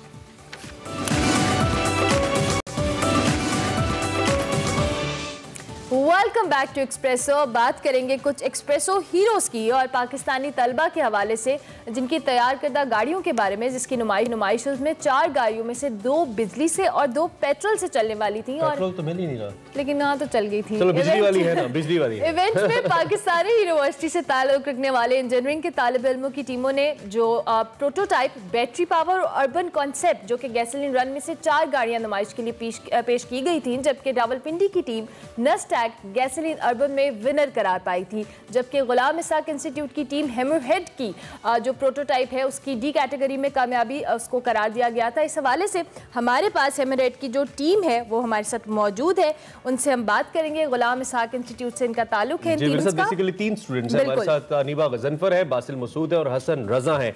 सो आप तीनों को बहुत ज्यादा खुशामदीद, thank you very much for joining us. और बहुत जबरदस्त बात है कि आप अपने तौर पे इतने यंग एज के अंदर आप लोग अचीवमेंट की जानिब जा रहे हैं। और हसन और बासिल की इजाजत से, चूंकि वाहिद खातून हमारे साथ इस वक्त मौजूद है पैनल में, तो मैं जरा इन्हीं से स्टार्ट करूंगा। अनीबा, स्टार्टिंग विद यू, क्या प्रोजेक्ट था आपका, कैसे इस पे काम करना शुरू किया, आम देखने वालों को बताइए आपकी अचीवमेंट किस तरीके से पॉसिबल हुई इस प्रोजेक्ट के अंदर। Thank you for giving me this chance. Basically मैं कम्युनिकेशंस मैनेजर हूँ ऑफ दिस टीम। तो मेरा जो बहुत बेसिक काम था वो था मार्केटिंग, और हमें एक चैलेंज दिया गया था कि हमें पर्टिकुलर नंबर ऑफ पोस्ट और उनके आइडियाज जो कि बिल्कुल नए होने चाहिए थे वो प्रेजेंट करने थे with in very short time period. उस टाइम पीरियड में हमने वो सारे पोस्ट भी अपलोड किए, हमारे काफ़ी आइडियाज़ भी अप्रिशिएट किए गए, जिसकी वजह से हमारा स्कोर कम्युनिटी काफ़ी हाई था। इसके अलावा जो गाड़ी पे काम किया गया और जो हमारा इंटेंशन था काम करने का वो यही था कि सिंस इन पाकिस्तान अभी तक इलेक्ट्रिक व्हीकल्स इतने कॉमन नहीं हुए as compare to other countries, तो हम यही चाहते हैं कि आने वाले दौर में इलेक्ट्रिकल व्हीकल्स का जमाना आए इन पाकिस्तान एज वेल। तो इस तरह से भी we are working on this project. ठीक हो गया। हसन, क्या आप लोगों को पता था कि पाकिस्तान में पेट्रोल मिलना मुश्किल हो जाएगा, इसलिए आप लोगों ने इलेक्ट्रिक गाड़ियों का बनाने का सोच लिया? First of all, thank you for having us. I guess sometimes fate works. अच्छा, ठीक है। तो अगर हम आपसे ये पूछे कि थोड़ा सा हमें इस व्हीकल के बारे में बताइए, आपने इस पे कैसे काम किया और how is it different than of other vehicles, मतलब आपकी इस कैटेगरी के अंदर आपको क्यों इनाम दिया गया, क्या मुख्तलिफ था आपके प्रोजेक्ट में? So we essentially build a battery electric car, right? Battery powered होती है। प्रोटोटाइप कैटेगरी में होता ये है कि सिंगल सीटर कार होती है, इसके 3 व्हील्स होते हैं generally. And our car basically one on 2 factors, 1 हमारी टीम की मार्केटिंग एंड 2 हमारी कार की परफॉर्मेंस ऑन ट्रैक। ओके, ठीक हो गया। अच्छा बासिल, जी सॉरी हसन आप बोलें, आप कंटिन्यू करें बात को। नहीं, it was just nothing, I was ठीक है। just अच्छा बासिल, आपसे भी हम जानना चाहेंगे, ऑब्वियसली इस गाड़ियों के हवाले से आप लोगों ने जिस कैटेगरी में विन किया, ऑब्वियसली ये बड़ा डिफरेंट था और ऑब्वियसली इलेक्ट्रिक गाड़ियों की दुनिया भर में बहुत ज़्यादा उसको अप्रिशिएट भी किया जा रहा है, उसकी डिमांड भी हो रही है। आप लोगों ने इस आइडिया को किस तरह से एग्जीक्यूट किया? First of all, I'd like to thank for you guys for inviting us here. And secondly आपके सवाल का जवाब देते हुए बेसिकली एक आप इस तरह देखिए जिस तरह जो फ्यूचर है दैट इज़ चेंजिंग, सही है। And we can not rely on fossil fuels for the मतलब अपकमिंग ईयर्स, तो ठीक है, लेकिन हमेशा के लिए आप नहीं रिलाई कर सकते। तो ये स्टेप जो है वो स्लोली एंड ग्रेजुअली इंट्रोड्यूस होना ही था। तो that is from where we got the idea कि हमें जो है वो फाइनली इलेक्ट्रिक पावर्ड पे ही स्विच होना है। So might as well just do it right now. तो why does it call urban concept? ये मुझे ये समझ नहीं आई, कोई टर्म है या ये रिलेट करती है आपकी प्रोडक्ट से? बेसिकली हम तो प्रोटोटाइप कैटेगरी में आते हैं। अर्बन कॉन्सेप्ट आप इस तरह इसको रिलेट कर सकते हैं कि अर्बन कॉन्सेप्ट जैसे आपकी नॉर्मल 4 व्हीलर्स होती हैं, तो बेसिकली कॉन्सेप्ट वही होता है, it's gasoline powered and 4 wheeler. Prototype on the other hand 3 wheeler होती है एंड इट्स इलेक्ट्रिक पावर्ड। ये मैं आपको स्पेसिफिकली जो सेमा है उसकी डिटेल्स मैं आपको बता। ठीक है, और आप जो हम यहाँ पे जो बात कर रहे हैं ऑब्वियसली वो प्रोटोटाइप की बात कर रहे हैं। फ्यूचर क्या है इसका नाबिया? हम अगर इसके फ्यूचर के हवाले से हम अगर बात करें, पाकिस्तान की मार्केट को लेकर, मार्केट तो बहुत बड़ी है, ऑटो इंडस्ट्री तो बहुत बड़ी है क्योंकि कंज्यूमर बेस बहुत बड़ी है, लेकिन इसका स्पेसिफिक क्या फ्यूचर आप देख रही हैं? I think when talking about prototypes concept generation होती है, तो हम बेसिकली नए आइडियाज़ इंट्रोड्यूस कर रहे हैं और टेस्ट कर रहे हैं जो कि इवेंचुअली कंज्यूमर मार्केट में ट्रिकल डाउन करती है, क्योंकि इंजीनियर्स टीम हैमरहेड में सीख के जा रहे हैं, वो इवेंचुअली इंडस्ट्री में जाएंगे और वहाँ पे वो आइडियाज़ बेसिकली नई व्हीकल्स में इनकंकेट होंगे। इट्स नॉट अ 1 डे का प्रोसेस, टाइम लगता है इंडस्ट्री चेंज में obviously, but the idea is कि eventually may be 5-10 years down the line Pakistan में इलेक्ट्रिक कार्स मैन्युफैक्चर हो रही और वाइडली यूज हो रही हो। ठीक हो गया। ठीक हो गया। अनिकबाद, आपसे हम जानना चाहेंगे, ऑब्वियसली जिस तरह से आपने कहा कि आपका बेसिकली आप कम्युनिकेशन और मार्केटिंग को देख रही थी इस प्रोजेक्ट के, आपने वहाँ पर दीगर आप जिस कंपटीशन में आप लोगों ने पार्टिसिपेट किया, और भी ग्रुप्स होंगी, और भी मुल्कों से लोग आए होंगे, और भी कैटेगरीज होंगी, आपको जो लगा कि आप लोगों का जो प्रोजेक्ट है या जो आप लोगों की एग्जीक्यूशन है वो बाकी प्रोजेक्ट से किस तरह से बेहतर थी, और आप लोगों ने उस बुनियाद पर इस कंपटीशन को विन किया? अच्छा, बेसिकली अगर हम सोशल मीडिया पे बात करें तो अगर बाकी टीम से जब हम कंपेयर करते हैं तो हमारे पास काफ़ी डिफरेंट 16 आइडियाज़ थे हमारे इंस्टाग्राम और फेसबुक पे, which were like a lot because हमने किसी एक चीज़ पे फोकस नहीं किया था। We wanted to cover every domain, जो कि साइंस से रिलेटेड भी थी, सोशल इशू से रिलेटेड भी थी, और famous personalities. Basically when we start working on this, तो हमने एक फोकस रखा था कि पीपल डू नो कि इलेक्ट्रिकल व्हीकल्स दुनिया में लेकर कौन आया था। सही। इसके अलावा जो ऑन ट्रैक वाली चीज थी, हमारा जो सेफ्टी पे काफी ज्यादा था, which was like by them because हमारा ब्रेक सिस्टम काफी स्ट्रांग था as compare to maybe other teams. Obviously वो तो ऑफिशियल्स नो बेटर, लेकिन वी फोकस्ड अलॉट के ड्राइवर सेफ्टी काफी मैटर करती है। One more thing which was a plus point, हमारा ड्राइवर जो था वो एग्जिट कर गया था गाड़ी से within 4 to 5 seconds, which was a very fast time. With in 4 to 5 second. अच्छा, ये मतलब एक्सीडेंट की सूरत में आप बात करिए? जी, अगर हमारे ड्राइवर को एग्जिट करना पड़े हमारे व्हीकल से, he can exit with in 5 to 6 seconds max, और हमें 10 seconds की लिमिट दी गई थी। ठीक है, आपने चूंकि ये इतना सिग्निफिकेंट प्रोजेक्ट किया है, आप तीनों में से कोई भी जवाब देना चाहिए, मोर देन वेलकम। बासिल, आप बेशक इसका जवाब दे दें कि आपने ओब्वियसली एक रिसर्च की होगी, स्टडी किया होगा इस मामले में, जो चैलेंजेस हैं जो इलेक्ट्रिकल व्हीकल्स बनाने में पाकिस्तान जैसे ममालिक को। हालांकि मैंने कहा कि बेस बहुत बड़ा है, बट गाड़ियाँ कम बन रही हैं, कम आ रही हैं, ये ट्रेंड या स्लो बहुत आ रहा है। तो ऐसे क्या चैलेंजेस हैं जो आपने नोटिस किए, और वो अगर दूर हो जाए तो ये ट्रेंड ज़्यादा हो सकता है in countries like Pakistan? Challenges as such तो काफ़ी सपोर्ट है हमारी जो यूनिवर्सिटी है वो काफ़ी सपोर्ट करती है। हमारे एडवाइज़र्स हैं जो हमें थ्रू आउट आवर जर्नी हमें कॉन्स्टेंटली जो है वो गाइडेंस प्रोवाइड करते हैं। तो आई थिंक चैलेंज यही है कि लोग जो हैं इसको एक मतलब एक इम्पॉर्टेंट एक इशू की तरह ट्रीट करें कि we can not rely on fossil fuels हमेशा के लिए, और इसको रियलाइज़ करें एक मेजर इशू की तरह, जैसे क्लाइमेट चेंज है इसी तरह। तो आई थिंक इससे जो है आप काफ़ी ज़्यादा न्यू प्रोजेक्ट्स जो हैं वो आपको मार्केट में नज़र आना शुरू होंगे, और इसी तरह ही स्टार्ट होते हैं कि स्मॉल ग्रुप से वो स्टार्ट होते हैं, फिर वो मल्टीप्लाई होते फाइनली बड़ी इंडस्ट्रीज में कन्वर्ट हो जाते हैं। ठीक हो गया, जबरदस्त। Thank you very much Hasan, Basil and Anibia. वो wish you very best of luck and congratulations कि आपने इतना जबरदस्त प्रोजेक्ट किया और उसमें आप लोग विनर भी करार पाए। Wish you all the best, आप टेस्ला को बीट करें जल्द, ऐसी इलेक्ट्रिक टेस्ला को। ओके, ठीक हो गया जी। हमारे पास गुलाम इसाक इंस्टीट्यूट के स्टूडेंट्स मौजूद थे, हेमरेड इनकी टीम का नाम था, इन्होंने विन किया है कंपटीशन। अभी हम एक ब्रेक लेंगे, ब्रेक के बाद हाजिर होंगे। आप देखते रहिए एक्सप्रेस। अब आपको दिखाते हैं देसी फूड, जिसमें खिलाएंगे आपको बशीर उल दारुल माही की मछली।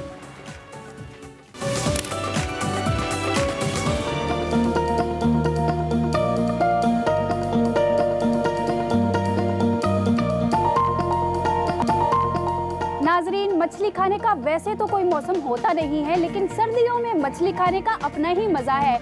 इसीलिए आज मैं आई हूँ हुसैन चौक पे, जहाँ पर है बशीर दारुल माही वाले, जो कि 1935 से यहाँ पर लोगों को अपने हाथ से बनी हुई मजेदार सी मछली खिला रहे हैं। चलिए आए चलकर लोगों से पूछते हैं कि उनको यहाँ का टेस्ट कैसा लगता है। आपने क्या ऑर्डर किया था?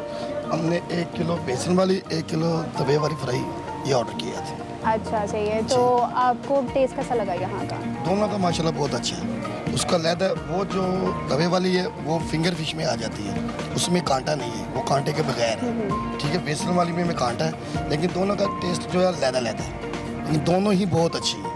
हम माशाल्लाह आज से नहीं तकरीबन 20 साल से खा रहे हैं। टेस्ट कैसा लगता है आपको? टेस्ट बहुत ही अच्छा है इसका। आप कहाँ से आए? मैं आया हूँ भट्टा चौक से। अच्छा, तो आपने क्या ऑर्डर किया था? मछली। कौन सी मछली खाने लगे? राव। कोई खास बात लगती है इनकी फिश की आपको? खास बात ये है कि इस जैसी मछली मुझे तो नहीं लगता कि लाहौर में मिलती है, तो हम इस वजह से सारी फैमिली के साथ आते हैं और एंजॉय करते हैं। अच्छा, कब से खा रहे हैं यहाँ पर? मैं तकरीबन को 20-25 साल से खा रहा हूँ। तो टेस्ट का कोई डिफरेंस आया इतने अरसे? हाँ आया है। अभी टेस्ट वो नहीं है जो पहले था। तो मैं वहाँ जाता हूँ, इंग्लैंड कनाडा वगैरह गया हूँ, यूरोप गया हूँ, वहाँ जाकर मुझे 12 महीने लोग मछली खाते हैं, बल्कि इसका बहुत ज़्यादा खाते हैं, दूसरे मीट से ज़्यादा इसको इस्तेमाल करते हैं। हमारे ये ट्रेंड बना हुआ है कि ये सर्दियों में खाई जाएगी। तो मज़ा आपको कहाँ आता है मछली खाने का? यहाँ पाकिस्तान में? यहाँ आता है। ये हकीकत बात है कि यहाँ आता है कि जो यहाँ की मछली है ना वो कहीं नहीं है। टेस्ट कैसा लगता है आपको यहाँ का? टेस्ट आउट क्लास है, स्पेशली जो इनका बोनलेस है वो हमारा फेवरेट है। तो कलीग्स के साथ भी आते हैं और फैमिली के साथ भी आते हैं। और सेकेंडली जो मेन चीज़ है, आप जितने भी खा लें आपको फील नहीं होता कि आपने कोई बहुत ज़्यादा खाना खा लिया। You don't feel heavy, you feel comfortable.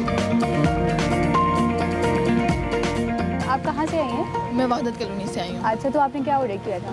हम लोगों ने बोनलेस फ़िश ऑर्डर की थी। टेस्ट कैसा लगा? टेस्ट इनका बहुत अच्छा था, बहुत मज़े का था, क्योंकि यूजली आप किसी भी जगह पर जाते हैं वहाँ पे स्मेल आती है, इनकी फ़िश में स्मेल नहीं थी। लोग मैं तो बहुत अरसे से आ रही हूँ, मैं 4th क्लास में थी तब अपने बाबा के साथ आती थी और अब अपने कलीग्स के साथ आई हूँ। अच्छा, तो टेस्ट का कोई डिफरेंस आया? नहीं, तब से लेकर मेरे बचपन से लेकर और मेरे बड़े होने तक सेम इनका टेस्ट है। हमारे साथ मौजूद हैं यहाँ के मैनेजर नवीद नज़ीर साहब। आप मुझे बताएं, आप कब से यहाँ पर काम कर रहे हैं और ये काम सबसे पहले किसने स्टार्ट किया था? अस्सलाम वालेकुम जी। पहले सबसे तो ये बशीर साहब, जिनके नाम से ये फेमस है, मोस्ट फेमस है, तो ये उन्होंने 1935 में स्टार्ट किया था। 1935 से लेके आज तक ये ट्रेडिशनली काम चल रहा है हमारा। ये अल्हम्दुलिल्लाह आज तक रुका नहीं है। और मैं हर साल तकरीबन 12 साल से यहाँ पे काम कर रहा हूँ एज ए मैनेजर। आप ये बताएं, आप मछली कहीं से खरीदते हैं या आपने खुद के फ़िश फार्म बनाए हुए हैं? हमारे अपने फार्म हाउस हैं, वो हमारी अपनी आड़त है। अपनी आड़त से हम अपनी ही खुद की मछली परचेज़ करते हैं। तकरीबन एक दिन की कितनी मछली लग जाती है? अंदाजे के मुताबिक 25 से 30 मन के करीब। आप कितनी किस्म की यहाँ पर मछली तैयार कर रहे हैं और सबसे ज़्यादा डिमांड किस मछली की है? हम यहाँ पे 4 किस्म की मछली बना रहे हैं और सबसे ज़्यादा डिमांड हमारी रोहू की होती है। वो मोस्ट फेमस है, वो शुरू से चलती आ रही है। लाहौर में बहुत सारे मराकज़ हैं मछली बनाने के, तो आप मुझे बताएं आप किन मसाला जात से अपनी मछली बनाते हैं और राहू मछली की रेसिपी क्या है? हमारे जो स्पेशल मसाला जात होते हैं उनसे ही मछली सारी तैयार करते हैं। जो देसी स्पेशल मसाला जात है ना, और ये घर की रेसिपी है।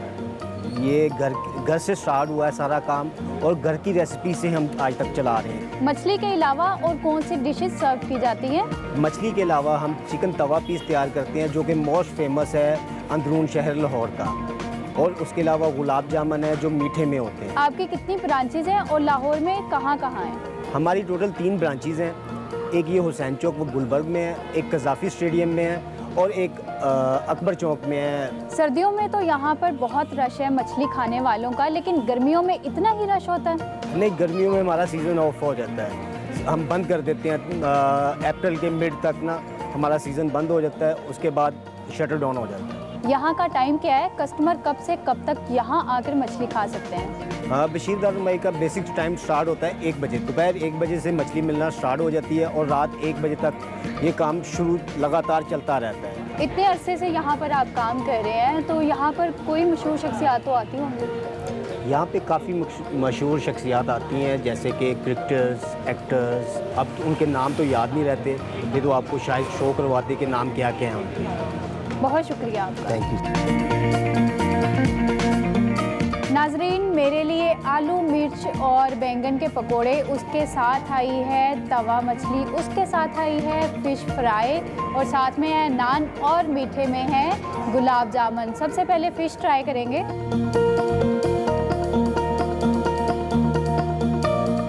नाजरीन, सरसों के तेल में बनी हुई है ये फ़िश और नहायत ही लजीज है। आप लोग भी एक बार ज़रूर ट्राई करें। मिलते हैं अगले नए देसी खाने के साथ। अल्लाह हाफिज़। Welcome back to Expresso. Show के दूसरे हिस्से में आ चुके हैं और अब बारी हमारे सेगमेंट सफर शर्त की, जहाँ पे हम आपको लेकर जाते हैं एक ऐसी सरहद पर जहाँ पे सपने पनपते हैं, सपने पलते हैं। और वो सपने किस चीज़ के हैं और दुनिया को क्या कह रहे हैं। आज ताऊ बट का एक बच्चा है जो कि दुनिया का ज़मीर झंझोड़ रहा है। आज के सफर शर्त में देखते हैं ये सपना नंबर 2।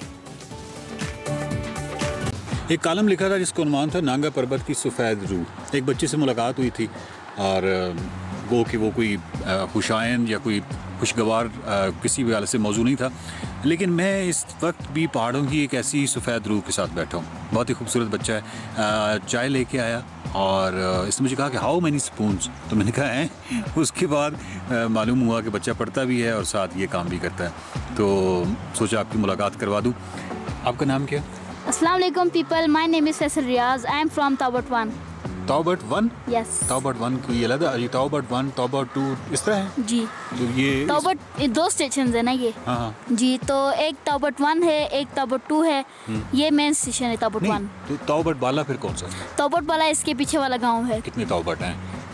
जी, ताबट एक ही है, लेकिन इसकी यानी मरहले बनाए समझ आ जाए। कितने हिस्से हैं? हिस्से तो इसके 3 है तकरीबन। 3 हिस्से जी। अच्छा, आप ये बताएं कि सबसे खूबसूरत यकीनन ताबट 1 होगा। जी, सबसे खूबसूरत मेन पॉइंट है ये हमारा। एग्जैक्टली। आपका ताल्लुक ताबट 1 से है? जी सर। एग्जैक्टली। अच्छा, आप ये बताएं कि पढ़ते हैं? Yes sir, I study in class 8। वाह, और ये आपका अपना है रेस्टोरेंट?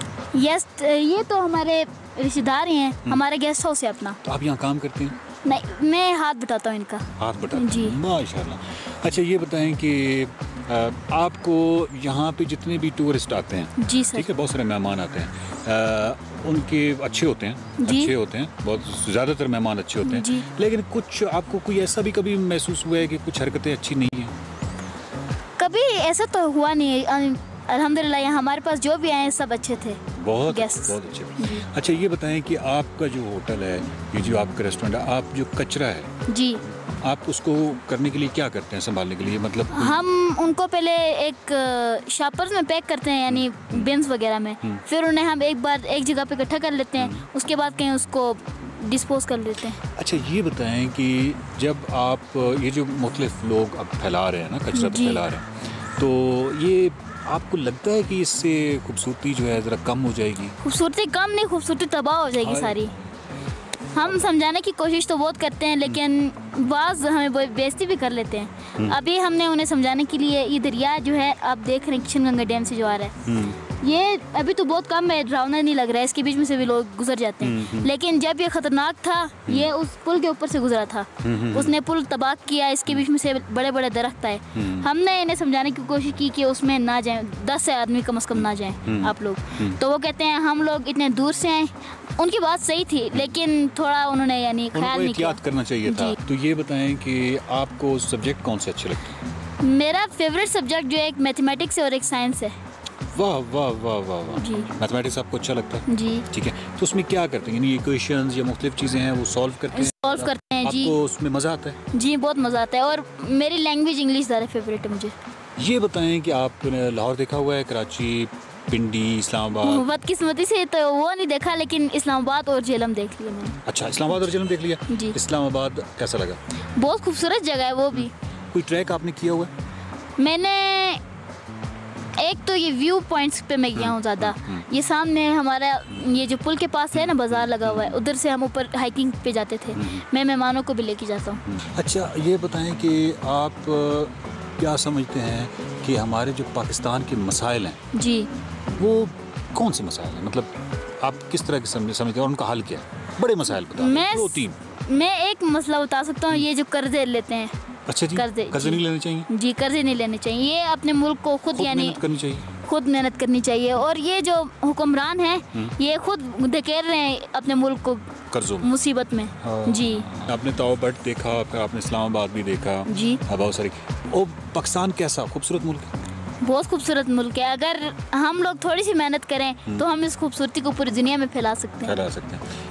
आपको, आपने कहा कि आपको साइंस अच्छी लगती है जी। साइंस के अंदर क्या अच्छा लगता है? मतलब उसमें बायोलॉजी है, केमिस्ट्री है या फिजिक्स है, ये मुख्तलिफ चीज़? हम गवर्नमेंट स्कूल, हाई स्कूल में थे झेलम में, सैला, तो वहाँ पर मैंने एक लैंप बना के दिया था, और एक वो नहीं होती मशीन जो रास्ता साफ करती है, वो बना के दी थी जी। वो यानी जी, इस तरह चलती थी? जी। अच्छा, उसके अंदर मोटर लगाई थी? जी सर। वाह वाह वाह वाह वाह। तो वो मोटर से यानी वो जो उसकी क्रेन है वो जी, वो घूमती थी, लेकिन हाथ नहीं घुमा पाया मैं। तो अभी यार अभी बड़ी उम्र पड़ी हुई है, उसका हाथ भी घूम जाएगा। अच्छा, आप यहीं पले बड़े, ठीक है, और मैं तो यही कहूँगा कि आप एक दानिश्वर इंसान हैं, दानिश्वर बच्चे। अच्छा ये बताए, आप बड़े हुए यहाँ पे, माल मवेशी दरिया ये सारी जो चीज़ें हैं आप देखते हुए बड़े हुए, जानवरों के साथ दोस्ती है? बहुत ज़्यादा, इससे तो बंदा जान भी जाता है। यहाँ गांव में रहने का फ़ायदा है कि जानवरों की कदर जान जाता है बंदा। आप गगई गए हैं? मैं गया हूँ एक बार। कैसा है जगह? गगई से थोड़ा इधर हमारे बेग से वो रास्ता कैसा है? रास्ता तो सही है, पगडंडी है। नहीं, बीच में खूबसूरती में कैसा है? खूबसूरती में बहुत दरिया के साथ साथ चलना है और पहाड़ है। अच्छा फैसल रियाज साहब, अब साहब इसलिए लगा रहा हूँ कि मैं अब आपको बिल्कुल दानिश्वर मान गया हूँ, आप एक दानिश्वर इंसान हैं। बहुत थैंक यू। आपका हर ही मौजू पे आपकी गिरफ्त है, यानी आप हर मौजू पे बोलते हैं, तो मैं ये समझ सकता हूँ कि आपका मौसीकी से भी कोई लगाव होगा। जी ज़रूर, मैं परफॉर्मेंस बहुत ज़्यादा करता हूँ, पसंद करता हूँ सिंगिंग। परफॉर्मेंस करते हैं? परफॉर्मेंस करता भी हूँ स्कूल में। अभी यहाँ पे होगी परफॉर्मेंस? ज़रूर। अच्छा क्या आप सुनाएंगे? मैं आपको सुनाऊंगा कश्मीर का एक तराना है, नगमा, वो सुनाना चाहूँगा। इसलिए मैं कहता हूँ, बार बार कहता हूँ कि सियाहत का मकसद ये नहीं है कि आप गाड़ी में जाएं, किसी टूरिस्ट डेस्टिनेशन पे जाएं, वहाँ उतरें, कमरों में रहें और थोड़ा बहुत देख के वापस आ जाएं। सियाहत का मकसद वहाँ पे लोगों से इंटरेक्शन है, आपको कोई चरवाहा मिले, आपको कोई लोग फिरते मतलब बच्चे इस तरह स्कूल से वापस आ रहे होते हैं या जानवर चरा रहे होते हैं, सबसे गुफ्तगू कीजिए, उनका सच जानिए, उनकी जो ख्वाहिशात हैं वो जानिए, उनके मसाइल जानिए, ताकि आपको ज़िंदगी के अपने जो मसाइल हैं वो शायद उनका कद कम नज़र आएगा। और आप पता है किस चीज़ का मुस्तकबिल है? जी सर। आप किसका मुस्तकबिल है? पाकिस्तान का मुस्तकबिल है। पाकिस्तान का। यस, पाकिस्तान का मुस्तकबिल इस वक्त ताओ बट में एक खूबसूरत दरिया के किनारे बैठा हुआ मुस्कुरा रहा है, और ये वो मुस्कुराता हुआ पाकिस्तान का मुस्तकबिल है जिसने पाकिस्तान का चेहरा जो है या पाकिस्तान का खूबसूरत झंडा जो है वो भी मुस्कुराएगा। आपकी काविशों की वजह से हमारे मसाइल कम होंगे, और आपने जो मसले की तरफ कहा है, पाकिस्तान के मसाइल जो आपको आइडिया है इस उम्र में, वो बिल्कुल ठीक है, ठीक है। और मैं फिर भी आऊँगा ताओ बट में, और मैं फिर भी आपके साथ। आप मुझे वक्त देना पसंद करेंगे? ज़रूर ज़रूर सर। ठीक है, इसका मतलब है कि मैं जब भी आऊँ तो मैं ये लाहौर से ये सोच के आऊँ कि मेरा एक दोस्त बैठा हुआ है ताओ बट। जी ज़रूर, इंशाल्लाह। आप भी अपने अम्मी अब्बू के साथ जब भी उतराएं लाहौर, मुझे बताइए। इंशाल्लाह ज़रूर, ठीक है, ज़रूर। बहुत शुक्रिया, आपके साथ बहुत खूबसूरत महफिल रही, ठीक है। अब आप अपना काम कीजिए, ठीक है, thank you. Correcting it right, आज ख़वातीन पर तशद्दुद के खात्मे का आलमी दिन मनाया जा रहा है, और ये एक्नॉलेजमेंट का दिन भी है जब उनकी सलाहियतों को माना जाए। जहाँ ख़वातीन मुख्तलिफ शोबों में अपनी सलाहियतों का भरपूर लोहा मनवा रही हैं, वहीं हवा की ये बेटियाँ आज भी मुख्तलिफ जाहिलाना रस्म व रवाज की भेंट चढ़ती चली आती हैं, और ऐसा नज़र आता है हमें ख़ास तौर पे हमारे माशरे के अंदर ख़वातीन पर तशद्दुद तहज़ीब याफ्ता दुनिया का सबसे बड़ा मसला है। एक रिपोर्ट के मुताबिक दुनिया भर में हर 6 में से एक औरत को किसी न किसी तरह से मर्द के तशद्दुद का निशाना बनना पड़ता है, और पाकिस्तान समेत दुनिया भर में ख़वातीन पर तशद्दुद के खात्मे का ये आलमी दिन इसलिए मनाया जा रहा है कि इस हवाले से अवेयरनेस क्रिएट की जाए। बिल्कुल, इस दिन को मनाने का मकसद यही है कि ख़वातीन पर ज़हनी जिस्मानी तशद्दुद और इसके साथ साथ इन मसाइल से मुतल्लिक आगाही फराहम की जाए। पाकिस्तान में ख़वातीन के हकूक़ और तहफ़्फ़ुज़ के लातादाद क़वानीन मौजूद हैं, तहफ़्फ़ुज़ निस्वां बिल मौजूद है, लेकिन अमल दरामद नहीं होता। बहुत सारे ऐसे इशूज़ हैं जिसमें हम तेज़ाबगर्दी की बात की जाए, हरासमेंट की बात की जाए, आम घरेलू डोमेस्टिक वायलेंस की बात की जाए, इसके अलावा गैरत के नाम पे कत्ल, बहुत सारे ऐसे मसाइल हैं जिनको डिस्कस किया जाना चाहिए और जिनको डिस्करेज किया जाना बहुत ज़रूरी है। इस हवाले से क़वानीन भी मौजूद हैं, इसी पर आज हम बात करेंगे। हमारे साथ मौजूद हैं साबिक चेयरपर्सन पंजाब कमीशन हकूक़ के ख़वातीन फौजिया वक़ार साहिबा। बहुत शुक्रिया मैडम कि आपने इस इंपॉर्टेंट टॉपिक के ऊपर इस दिन के हवाले से हमें ज्वाइन किया। Very good morning. हम ख़वातीन के हकूक़ के हवाले से उनको तशद्दुद, उन पर जो तशद्दुद है, चाहे वो किसी भी शक्ल में है, फिज़िकल है या मेंटल है, हम उसको डिस्करेज करते हैं और उस पर बहुत सारे क़वानीन मौजूद हैं, लेकिन अनफॉर्चुनेटली पाकिस्तान जैसे मुल्क में भी अगर हम बात करें, यहाँ पर उन पर इम्प्लीमेंट नहीं होता, और आज भी हम पढ़े लिखे माशरे में ऐसे बहुत सारे मसाइल को देखते हैं। जी बिल्कुल, शुक्रिया एक्सप्रेस न्यूज़ का मुझे यहाँ बुलाने का। ख़वातीन के खिलाफ तशद्दुद एक घटता हुआ इशू नहीं है, अनफॉर्चुनेटली इसके जो बुनियाद है वो या इसके ना घटने की बुनियाद है ताकत के इस्तेमाल में, क्योंकि ये तशद्दुद ख़वातीन की सलाहियत पे नहीं डिपेंड करता बिल्कुल भी।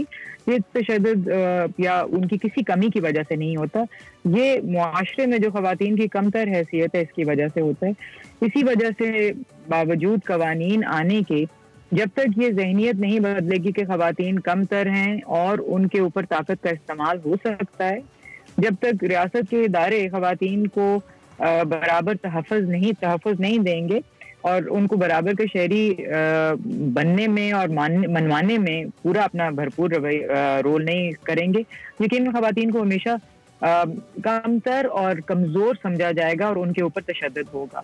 आप देखें कि तशद्दुद हमेशा या ख़वातीन पे होता है या बच्चों पे होता है, यानी कि जिसमें ताकत कम है, और ये मुहज़्ज़ब मुआशरे की निशानी नहीं है, क्योंकि मुआशरे की तहज़ीब का पता आपको चलता है कि उनके जो कमज़ोर जिस्मानी तौर पे, जो फिजिकली जिसे कहते हैं ना, जो कमज़ोर होंगे शायद लोग, उनका कितना तहफ़्फ़ुज़ किया जा रहा है। तो अगर हम ये कहते हैं कि ये तशद्दुद कम नहीं हो रहा, तो इससे हमें जान लेना चाहिए कि हमारी जहनियत वहीं पे खड़ी हुई है जो 1000 साल पहले शायद थी, और जब तक इस जहनियत को नहीं बदला जाएगा तो तशद्दुद कंटिन्यू करेगा। ठीक है, वो बुनियादी अनासर कौन से हैं जो ऐसी सूरत हाल को ट्रिगर करते हैं फौजिया साहिबा, जिससे खातून के ऊपर तशद्दुद करने की या उसे दबाने की नौबत आती है? देखिए, बुनियादी जो पहले भी मैंने कहा आंसर यही है कि ख़वातीन को यहाँ पर पाकिस्तान में और बहुत सारे और ममालिक में अभी भी कमतर समझा जाता है। उनको मुआशरे का एक फ़ाल शहरी का दर्जा नहीं मिला हुआ, जिसकी वजह से उनको सिर्फ कुछ रोल्स में देखा जाता है, और अगर वो उस रोल से तजावज़ करती हैं, और वो रोल ये है मसलन कि घर पे रहो, अपना काम करो, सफाई सुथराई, खाना बनाना, बच्चों का ख्याल रखना, बस यही करो, बाकी चीज़ें अगर तुम करोगी तो उसके लिए इजाज़त की ज़रूरत है। और ये जो ना अपने फैसले के ऊपर कंट्रोल होना, ना अपने प्रोग्रेस के ऊपर, ग्रोथ के ऊपर कंट्रोल होना, ये बुनियादी आंसर है कि अभी बराबरी औरत की उस तरह से नहीं आई है। आप अपने इर्द गिर्द देखें, आपकी जो बच्चियां हैं वो बहुत कम स्कूलों में जाती हैं। आपकी बच्चियां बावजूद बहुत काबिल होने के और कई दफा बहुत तालीम हासिल करने के बावजूद उनको फोर्स किया जाता है, डॉक्टर इंजीनियर बनने के बावजूद उनको फोर्स किया जाता है कि तुम्हारा काम है घर में रहो और बच्चे पैदा करो। वो जरूर करें, वो भी उनका एक इम्पॉर्टेंट रोल है, मगर उनको अपने बावजूद तालीम के अपने फैसले खुद करने का बिल्कुल भी इस वक्त इख्तियार नहीं है। यही मेरे ख्याल से अगर आप देखें। ठीक है फौजिया साहिबा, साथ साथ आपने अभी जो अपनी बात का आगाज़ वो भी कहा कि हमारा माइंडसेट बेसिकली ऐसा है कि हमारे अंदर औरत को किसी और रोल में एक्सेप्ट करने के हवाले से एक्सेप्टेबिलिटी नहीं है, हम पावर और अथॉरिटी में रहना चाहते हैं। तो इसमें तो हमारी जो एक कंसर्न आ गया वो तो हमारी घरों से ही ये सिस्टम शुरू होता है। जब हम बाहर जाके किसी को क्या ब्लेम करें, हमारे मर्द हजरात जो घर में मौजूद होते हैं, जो अथॉरिटेटिव पोजीशन में होते हैं, फिर उनकी साइड से ये फ्लॉज हैं कि हम अपने घरों में वो माहौल नहीं बनाते। यानी ओवरऑल सोसाइटी के अंदर एक रिफॉर्म की ज़रूरत है हमें। देखिए, वो जहनियत जो है वो इसलिए नहीं बदल रही है कि सूट करता है, जो ताकतवर होते हैं उनको सूट करता है कि जो जिसमें फिजिकल जिस्मानी ताकत ना हो उसको नीचे ही रखा जाए ताकि वो कंट्रोल में रहे। और उस जहनियत को बावजूद बहुत सारे कवानीन बनने के अभी तक उसमें तब्दीली नहीं आई है। वरना आप अगर देखें तो कवानीन कितने सख्त से सख्त होते जा रहे हैं। अभी आप देखें तो 2 सूबों में तो कम से कम घरेलू तशद्दुद के खिलाफ मौसर कानून बने हुए हैं। अभी पाकिस्तान में हाल ही में जिस्मानी तशद्दुद या रेप, जिनसी तशद्दुद के ऊपर एक बहुत सख्त किस्म का कानून आया जिसपे सबका इत्तेफाक राय था। मगर ये सारे कवानीन ट्रांसलेट नहीं हो रहे हैं तशद्दुद घटने में, क्योंकि वो ज़हनियत तब्दील नहीं की जा रही। जो एक तो पहले घर में अब बराबरी देने का मतलब ये है कि सिर्फ इक्वल काम किया जाएगा, तो घर में भी ज़हनियत नहीं चेंज होती।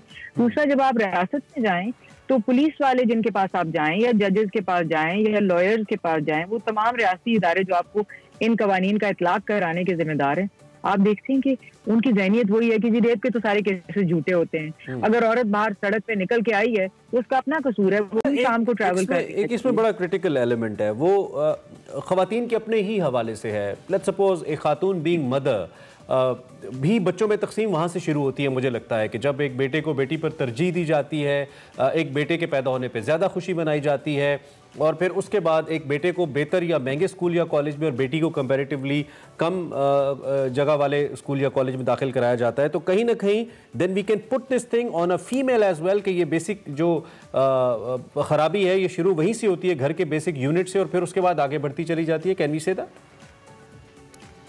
मेरे ख्याल से आप नहीं कह सकते, हालांकि ये होता है, मगर इसकी वजूहात पे देखना चाहिए ना कि वजह क्या है। एक औरत के लिए, एक माँ के लिए बेटा और बेटी दोनों कंप्लीटली बराबर होते हैं। जब 9 महीने आपने अपनी कोख में उसको रख के जन्म दिया हो, तो आपके लिए तफरक करना मेरे ख्याल से नामुमकिन है। ये होना चाहिए, लेकिन ऐसा होता नहीं है। जो आप कह रही हैं ऐसा होना चाहिए। होता मैं ये कह रही हूँ कि होना वो उसके लिए बराबर है, बेटी या बेटा, मगर क्योंकि मुआशरा लड़के को ज्यादा अहमियत देता है, और क्योंकि उस औरत को ये भी डर होता है कि अगर ये मेरी लड़कियां ही पैदा होती रही तो मुझे घर से निकाल दिया जाएगा, इस वजह से वो अपने बच्चों पे तफरीक करने पे मजबूर हो जाती है। She does not want to do it, वो करना नहीं चाहती है, मगर उसको मजबूर किया जाता है। फौजिया, मुआशरा एज अ होल कोई कमोडिटी तो नहीं है, कोई ऑब्जेक्ट तो नहीं है। मुआशरा मैं और आप है ना, हम लोग मिलकर मुआशरा बनाते हैं, लिखने वाले, बोलने वाले, बताने वाले, सीखने वाले। तो अल्टीमेटली इसका मतलब ये है कि ये ट्रेंड कहीं ना कहीं से स्टार्ट होता है। मुझे लगता है कि एक घर जो कि एक बेसिक इकाई है एक मुआशरे की, ये वहाँ से स्टार्ट होता है, और उसके दो ही बेसिक हिस्सेदार हैं, एक वालिद है और एक वालिदा है। वालिद को हम इसलिए इस पे बात नहीं करते चूँकि तो वो तो है ही मेल, वो तो है ही वालिद, तो हम तो उस पर बात नहीं करें। वालिदा की हम बात इसलिए करें कि अगर वो बीइंग अ फीमेल इस तकसीम को प्रमोट ना करें या ना होने दे, तो शायद वक्त के साथ ये पनपना बंद हो जाएगा या कम हो जाएगा, ऐसा लगता है। यकीनन तालीम और तरबियत से इसमें फ़र्क आएगा, मगर वालिदा तब तक लड़की को तरजीह नहीं देगी जब तक कि मुआशरे के नॉर्म्स नहीं चेंज होंगे, और कमज़ोर लोग मुआशरे के नॉर्म्स चेंज करने में इतने मौसर नहीं होते। यूजुअली जो ताकतवर हैं वही मुआशरे के नॉर्म डिटर्मिन भी करते हैं और उनको तब्दील भी करते हैं। तो जब एक औरत को पता हो कि मैं कम तर हूँ, तो उसको यही जो कस्म पुरसी है वो बेटी में भी वो ट्रांसफर करेगी। जब उसको खुद पता चलेगा कि मैं ताकतवर हूँ, मैं अपने फैसले खुद कर सकती हूँ, तो वो बेटी को सेलिब्रेट करेगी। और अनफॉर्चुनेटली उसमें खाली औरत का हाथ नहीं है, उसमें हम सबको, आदमियों को भी, और मोस्ट इम्पोर्टेंटली रियासत को मर्द और औरत की तफरीक से बालातर होके इसमें अपना रोल प्ले करना। फौजी साहिबा, आज के दिन के हवाले से ऑब्वियसली एक दिन को सेलिब्रेट करना तो इस तमाम तर इशूज़ को जो कहने सॉर्ट आउट नहीं करेगा, इसमें बहुत टाइम लगेगा और हमें माइंडसेट बदलने में बहुत टाइम लगेगा। आज के दिन के हवाले से उन ख़वातीन के लिए कोई मैसेज आप देना चाहें? जी बिल्कुल, एक तो मैं आपने भी सही कहा कि ख़वातीन का इसमें रोल है, इसलिए ख़वातीन को मेरा पैगाम ये है कि आपकी मदद के लिए कम से कम जो कवानीन आए हुए हैं, जो सहूलतें हैं, जिस तरह के अभी मैंने बताया रेप के खिलाफ कानून आया है, डोमेस्टिक घरेलू तशद्दुद के खिलाफ कानून, हेल्प लाइन्स हैं। अगर आप पंजाब में देखें तो एक हेल्पलाइन है 1043, मुल्क के लेवल पे देखें 1099।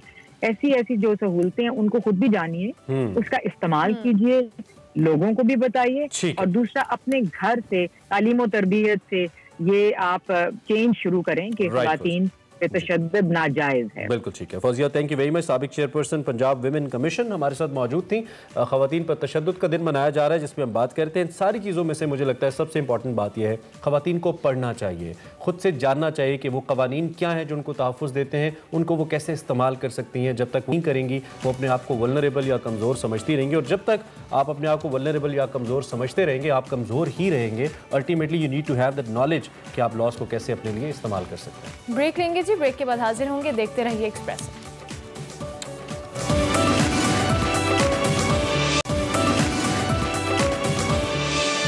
Welcome back. प्रोग्राम अपने इख्तिताम की जानिब बढ़ रहा है, लेकिन इस वक्त हमने आपकी मुलाकात करवानी है with some more Expresso heroes. और कुछ हीरोज ऐसे होते हैं जो सिर्फ एक्सक्लूसिवली आपको एक्सप्रेसो के अंदर मिलते हैं, and so do we have today. Lahore में होने वाली नेशनल स्विमिंग चैंपियनशिप की हमने बात करनी है। इसमें मर्दों के मुकाबलों में तो पाकिस्तान आर्मी चैंपियन बनी, जबकि वापडा की टीम रनर्स अप रही। ताहम ख़वातीन में वापडा की टीम चैंपियन बन गई और पाकिस्तान आर्मी की टीम रनर्स अप रही। उल्टा हो गया काम। खैर, मर्दों के मुकाबलों में आर्मी के सैयद हसीब तारिक 4 गोल्ड मेडल्स के साथ बेहतरीन स्विमर करार पाए, जबकि ख़वातीन में वापडा की जहां आरा नबी 5 गोल्ड मेडल्स के साथ और 3 नए कौमी रिकॉर्ड बनाकर बेहतरीन स्विमर करार पाए। जहां आरा नबी दिसंबर में आलमी चैंपियनशिप में पाकिस्तान की नुमाइंदगी करेंगी, जबकि फातिमा सलमान की बात करें तो वो एक रिकॉर्ड तोड़ने में कामयाब रही हैं। इस वक्त हमारे साथ जहां आरा नबी और फातिमा सलमान मौजूद हैं। Jahan Ara the way from Phuket join करी हैं और इसके साथ साथ फातिमा हमारे साथ फैसलाबाद से मौजूद होंगी। दोनों को हम खुश आमदीद कहेंगे। Thank you very much girls, a very good morning. और मुझे लगता है कि आप दोनों इस वक्त स्कूल में हैं, बट स्टिल आप दोनों हमारे साथ मौजूद हैं और हम आपको मुबारकबाद देंगे। जहारा, कांग्रेचुलेशंस कि आपने मेडल्स भी जीते और 3 नए कौमी रिकॉर्ड्स भी बनाए। कैसा लग रहा है? बहुत अच्छा लग रहा है। ये ऐसे कि I put in a lot of hard work और लाइक ऐसे रिजल्ट्स मैंने एक्सपेक्ट किए थे, मगर मैं अल्लाह ताला से बहुत शुक्र करती हूँ कि ये रिजल्ट्स आ गए थे और बस I am very grateful for the results. ज़बरदस्त। तो फातिमा, आपको कैसा लग रहा है एक रिकॉर्ड तोड़कर, और आपने भी इस चैंपियनशिप में आपने मेडल हासिल किया, किस तरह की फीलिंग्स हैं? मुझे भी बहुत अच्छा लग रहा है क्योंकि इतनी देर बाद कंपटीशन शुरू हुए, कोरोना की वजह से सब कुछ बंद था और इतनी देर बाद सब कुछ शुरू हुआ, तो मैं भी अल्लाह की बहुत शुक्रगुजार हूँ कि मैंने भी एक रिकॉर्ड बनाया। ठीक है, अगर मैं इंडिविजुअली आप दोनों से आपके रिकॉर्ड्स के बारे में पूछूं, स्टार्टेड विद जहां आरा, अपने रिकॉर्ड्स के बारे में बताइए, कौन से रिकॉर्ड्स हैं जो आपने ब्रेक किए और या उनको बेहतर किया? तो मैंने 100 फ्री स्टाइल में रिकॉर्ड ब्रेक किया था थोड़े से माइक्रो सेकंड से। मैंने 400 फ्री स्टाइल में भी रिकॉर्ड ब्रेक किया था 4 सेकंड से, और मैंने 800 फ्री स्टाइल में 20 सेकंड से रिकॉर्ड ब्रेक किया था। तो इन तीन रेस में मैंने रिकॉर्ड ब्रेक किया। आपने ज़्यादा रिकॉर्ड तो फ्री स्टाइल में ब्रेक किए, लेकिन आपका पसंदीदा टाइप ऑफ स्विमिंग क्या है जिसमें आप समझती हैं कि you are more good at it, जिसमें आप ज़्यादा बेहतर स्विम कर सकती हैं? फ्री स्टाइल में, क्योंकि फ्री स्टाइल मेरा मेन स्ट्रोक है। अगर डिस्टेंस जो मुझे बहुत पसंद आता है वो 400 फ्री स्टाइल है, क्योंकि वो थोड़ा सा डिस्टेंस भी है मगर थोड़ा सा स्प्रिंट भी है, और मैं ज़्यादातर डिस्टेंस करती हूँ, तो 400 फ्री स्टाइल मेरे लिए एक बहुत अच्छा इवेंट है। ज़बरदस्त। तो फातिमा, आप अपने रिकॉर्ड के हवाले से बताएं कि आपने कौन सा रिकॉर्ड ब्रेक किया और साथ साथ आपको किस तरह का स्विमिंग का स्टाइल पसंद है? मैंने 50 बटरफ्लाई में भी कुछ माइक्रो से रिकॉर्ड तोड़ा था, और मुझे शॉर्ट रेसेस खेलने का शौक है, तो वो मैं ज़्यादा अच्छी खेलती हूँ, और मेरा मेन स्ट्रोक ब्रेस्ट है, जो मुझे लगता है मैं ज़्यादा अच्छा ब्रेस्ट में कर सकती हूँ। ठीक है, तो अभी आपको कितनी ट्रेनिंग चाहिए होती है फातिमा? आप कितनी ट्रेनिंग अभी करते हैं, और फ्यूचर में क्या एज अ प्रोफेशनल स्विमर आप अपने आप को देख रहे हो? क्योंकि फिलहाल तो आप स्टूडेंट हैं, आप पढ़ रही हैं, लेकिन as a professional swimmer to represent Pakistan internationally, ऐसे भी प्लान्स हैं आपके? जी, इसके लिए बहुत ज़्यादा ट्रेनिंग चाहिए होती है। वैसे तो हम पूरा साल ट्रेनिंग करते हैं, लेकिन जैसे हमें पता लगता है कि नेशनल आ रहा है और जैसे वो करीब आता जाता है, तो हम सुबह शाम हर रोज़ ट्रेनिंग करते हैं नॉन स्टॉप। और मेरा भी आगे प्लान है कि मैं आगे पाकिस्तान और अपने पेरेंट्स और अपने स्कूल का नाम रोशन करूँ और आगे इंटरनेशनल लेवल्स में और ओलंपिक्स में खेलने जाऊँ। इंशाल्लाह जाएंगी। जहारा, आपकी जानिब भी आएंगे, क्योंकि आपने तो मेडल्स भी जीते, 3 रिकॉर्ड्स भी ब्रेक किए, और जिस तरह से आप बता रही हैं, ऑब्वियसली एज अ लड़की आपको बहुत फिजिकल स्ट्रेंथ की ज़रूरत होती है। स्विमिंग इटसेल्फ एक proper full body workout type एक चीज़ है। सो आप कितने अरसे से आपने स्विमिंग स्टार्ट की, और आपको बचपन से ही आपने इस प्रैक्टिस में रही, या आपने थोड़ा आगे आके, वैसे तो अभी आप खुद बहुत छोटी हैं, लेकिन स्टिल कितनी एज में आपने स्विमिंग की प्रैक्टिस शुरू की थी? बहुत अर्ली शुरू की था, क्योंकि आई थिंक मैं 8-9 साल की थी, मैंने स्विमिंग शुरू की थी, और फिर मैंने एक छोटा सा स्कूल कंपटीशन किया था जब मैं 10 साल की थी, और फिर से एक किया था नेशनल्स के लिए, तो 7-8 साल के लिए मैं अभी स्विमिंग कर रही हूँ। ठीक है, तो इस वक्त आप थाईलैंड के अंदर हैं, इसकी वहाँ पे आप पढ़ रही हैं या किसी कंपटीशन की तैयारी के लिए वहाँ पे आप मौजूद हैं? नहीं, मैं इधर 3 साल से रही हूँ, क्योंकि जब मैं ग्रेड 10 में थी मैंने इधर मूव किया था, मगर मैं कोई एक कंपटीशन के लिए नहीं मूव किया मैंने, क्योंकि इधर जो कोच थे उन्होंने कहा था कि वो मुझे और ज़्यादा आगे ले जा सकते हैं, यानी कि ओलंपिक्स और ये वो, तो मैं इसलिए इधर हूँ ताकि मैं इधर से सीख लूँ और फिर वापस पाकिस्तान लेके जा सकती हूँ जो भी मैंने लर्न किया है। और अभी हम वर्ल्ड चैम्पियनशिप्स के लिए तैयार कर रहे हैं। ठीक है, और अभी वहाँ पे जो आप ट्रेनिंग करती हैं उसमें आपके साथ मुख्तलिफ इंटरनेशनल एथलीट्स, प्लेयर्स भी होते हैं, स्विमर्स भी होते हैं, या सिर्फ आप ही हैं या सिर्फ पाकिस्तानी हैं? नहीं, हाँ, मैं अभी के लिए बस एक पाकिस्तानी हूँ, मगर लोग पूरी दुनिया से इधर आते हैं, बहुत से इंटरनेशनल स्विमर्स हैं, और इधर एक फीना प्रोग्राम भी मौजूद है जहाँ स्विमर्स फीना प्रोग्राम से आते हैं और इधर ट्रेन करते हैं हमारे साथ। ठीक हो गया, ठीक हो गया। तो कैसी तैयारी है, चूंकि आप दिसंबर में दूसरी चैंपियनशिप में पार्टिसिपेट करने वाली हैं, उसके लिए ट्रेनिंग ज़्यादा स्ट्रिक्ट हो गई है या अभी आप उसी तरह से पढ़ भी रही हैं और साथ साथ ट्रेनिंग्स को लेकर चल रही हैं? हाँ, तो जब ये ऐसे जैसे चैंपियनशिप्स आते हैं तो फिर ट्रेनिंग बहुत टफ हो जाता है, डाइट भी बहुत टफ हो जाता है, यानी कि और हमारा ड्राई लैंड भी ज़्यादा मुश्किल हो जाता है क्योंकि हमने मसल बिल्ड करना है, हमने स्पीड पे फोकस करना है। That's really interesting and great as well. अच्छा फातिमा, फैमिली सपोर्ट कितनी रही है? What about Baba and mama? ज़्यादा बाबा की सपोर्ट रही है to take you to the swimming pools and to train you as a professional swimmer? और क्योंकि बहुत सारे बच्चियों को तो नॉर्मली लोग स्विमिंग के लिए ट्रेन भी नहीं करते, उनको स्विमिंग आती भी नहीं है, और आप तो माशाल्लाह न सिर्फ स्विमिंग कर सकती हैं बल्कि प्रोफेशनल स्विमर हैं आप, तो इसमें फैमिली सपोर्ट कितना है आपके साथ?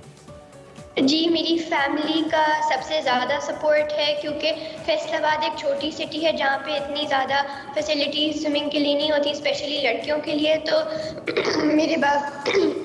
मेरे बाबा वो होते हैं जो मुझे हर रोज़ ट्रेनिंग के लिए लेके जाते हैं, और मम्मा भी मेरी डाइट के पीछे होती हैं कि अब ये खाना है, अब वो खाना है।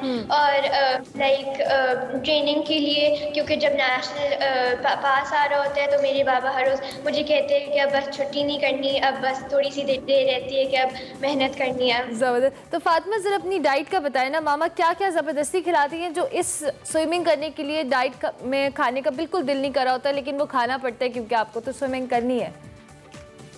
डाइट जैसे जैसे नेशनल पास आता जाता है तो डाइट का बहुत ख्याल रखना पड़ता है। जैसे मम्मा मुझे प्रोटीन ज़्यादा खिलाती हैं, फिर कार्ब्स भी ज़्यादा होते हैं, जंक फूड सारा मना हो जाता है, फास्ट फूड भी नहीं सारा हो जाता है, फिर राइस भी जो कम हो जाते हैं, और कार्ब्स और प्रोटीन्स होते हैं ज़्यादा स्ट्रेंथ के लिए। ठीक है। अच्छा जहारा, आपसे बिल्कुल गुफ्तगू के आखिरी हिस्से में हम जानना चाहेंगे, चूँकि आप थाईलैंड के अंदर मौजूद हैं और वहाँ पे comparatively as you have said I felt कि आपको बेहतर फैसिलिटीज़ मिल रही हैं अपने आप को ट्रेन करने के लिए। पाकिस्तान में रहते हुए चूँकि आप लोग कॉम्पिटिशन यहाँ पे करके गए हो, आपको लगता है कि हमारे पास इंटरनेशनल स्टैंडर्ड के कोचेस पूल्स हैं जिस पे आप लोग इंटरनेशनल स्टैंडर्ड्स के मुताबिक ट्रेन हो सकते हो, या स्टिल अगर आप बीइंग अ स्विमर कुछ बताना चाहें या कुछ सजेस्ट करना चाहें कि ये चेंजिंग आए तो ज़्यादा बेहतर प्लेयर्स आगे आ सकते हैं, बेहतर स्विमिंग कॉम्पिटिशन्स हो सकते हैं? आई थिंक कि हमारे पास बहुत ज़्यादा फैसिलिटीज़ है, मगर स्विमिंग वैसे is a very privilege sport, तो हमारे we should have more pools जिन पे लोग जा सकते हैं, फ्री के लिए पैसे नहीं चाहिए। और आई थिंक हमारे पास बहुत अच्छे फैसिलिटीज़ हैं, मगर हमारी कोचिंग उन्होंने I think our coaches should take obviously lessons international coaches से, ताकि वो भी लर्न कर सकते हैं कि क्या क्या करना है, कैसे टाइप्स ऑफ सेट्स करने चाहते हैं। न्यूट्रिशन, स्पेशली न्यूट्रिशन में पाकिस्तान में I think is very important, क्योंकि कोचेस ने न्यूट्रिशन के बारे में भी लर्न करना है, और मेंटल हेल्थ के लिए स्पेशली स्विमर्स के लिए ये भी इम्पोर्टेंट है। एग्जैक्टली। तो फातिमा, आपको किस तरह की फैसिलिटीज़ है, क्विकली बता दें। मेरे पास भी काफ़ी फैसिलिटीज़ हैं, लेकिन ये के बाहर और ज़्यादा एडवांस फैसिलिटीज़ होती हैं, जैसे कोचेस, जैसे अब यहाँ पर कोचेस वगैरह हैं, लेकिन इतने कोचेस नहीं हैं जितने एज कम्पेयर टू लाहौर के उतने, और पूल्स भी नहीं है। जैसे इंटरनेशनल कॉम्पिटिशन ज़्यादातर 50 मीटर पूल्स में होते हैं, तो फैसलाबाद में एक भी 50 ठीक है, उस तरह की प्रॉपर फैसिलिटीज़ नहीं है, लेकिन we wish you very best of luck कि आपने इतनी कम फैसिलिटीज़ के बावजूद इतना अच्छा परफॉर्म किया। Zahra, thank you very much. Fatima Salman, आपका भी बहुत शुक्रिया, आप दोनों हमारे साथ मौजूद थी। We wish you very best of luck. And Zahara, आप जो चैंपियनशिप में पार्टिसिपेट करने वाली हैं, आई होप कि आप उसमें जीते और हम आपको दोबारा बुलाएं। आप दोनों का बहुत शुक्रिया। हमारे साथ नेशनल स्विमिंग चैंपियंस थी जहारा और फातिमा सलमान, उनसे हम गुफ्तगू कर रहे थे। अभी हम एक ब्रेक लेंगे, ब्रेक के बाद हाजिर होंगे। आप देखते रहिए espresso.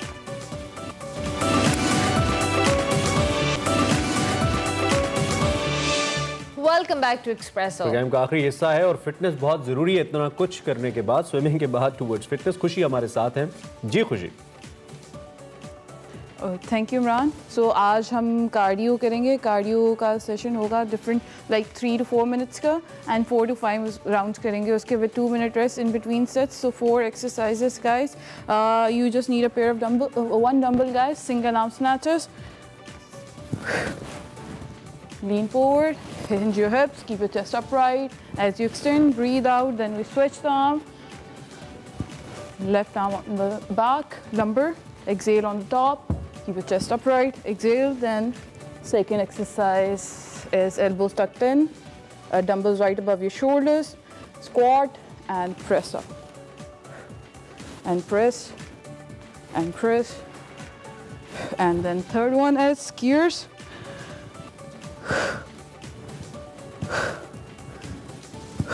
Exhale on the top, guys, hinge and extend and breathe out. And the last one is on the ground as well. Go down, chest down, burpees, stand and up, chest down and up, and exhale, guys. 45 seconds on, 15 seconds off, 4-minute rounder, and after completing 4 minutes, 2-minute rest, 4 to 5 rounds. Guys, try these exercises at home. Fat burn improve होगा, and you will lose more weight, and आपका result मिलेगा. Thank you so much, guys. Thank you very much, खुशी को भी हाँ, breathe in, breathe out. खुशी हमारे साथ मौजूद थी, सुबह सुबह एक्सरसाइज हमें बता रही थी. अब चूंकि हम शो खत्म करने वाले हैं तो जाते जाते हमारे पास कुछ हमेशा के लिए खत्म नहीं, एक दिन के लिए.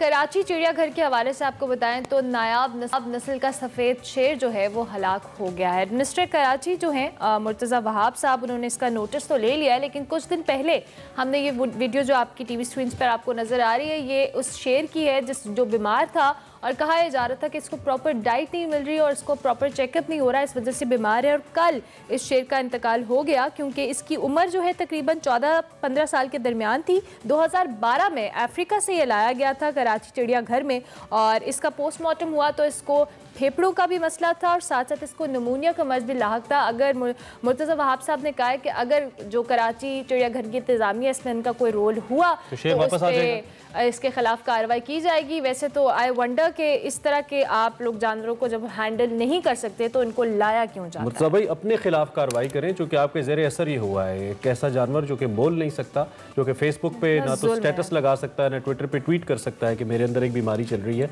मरने से पहले उसकी हालत तो देखें कि उसको पहले किस हद तक पहुंचाया गया और उसके बाद उसका इंतकाल हुआ. अगर आप रख नहीं सकते, मेंटेन नहीं कर सकते, तो खुदारा इन जानवरों को वापस भेज दीजिए.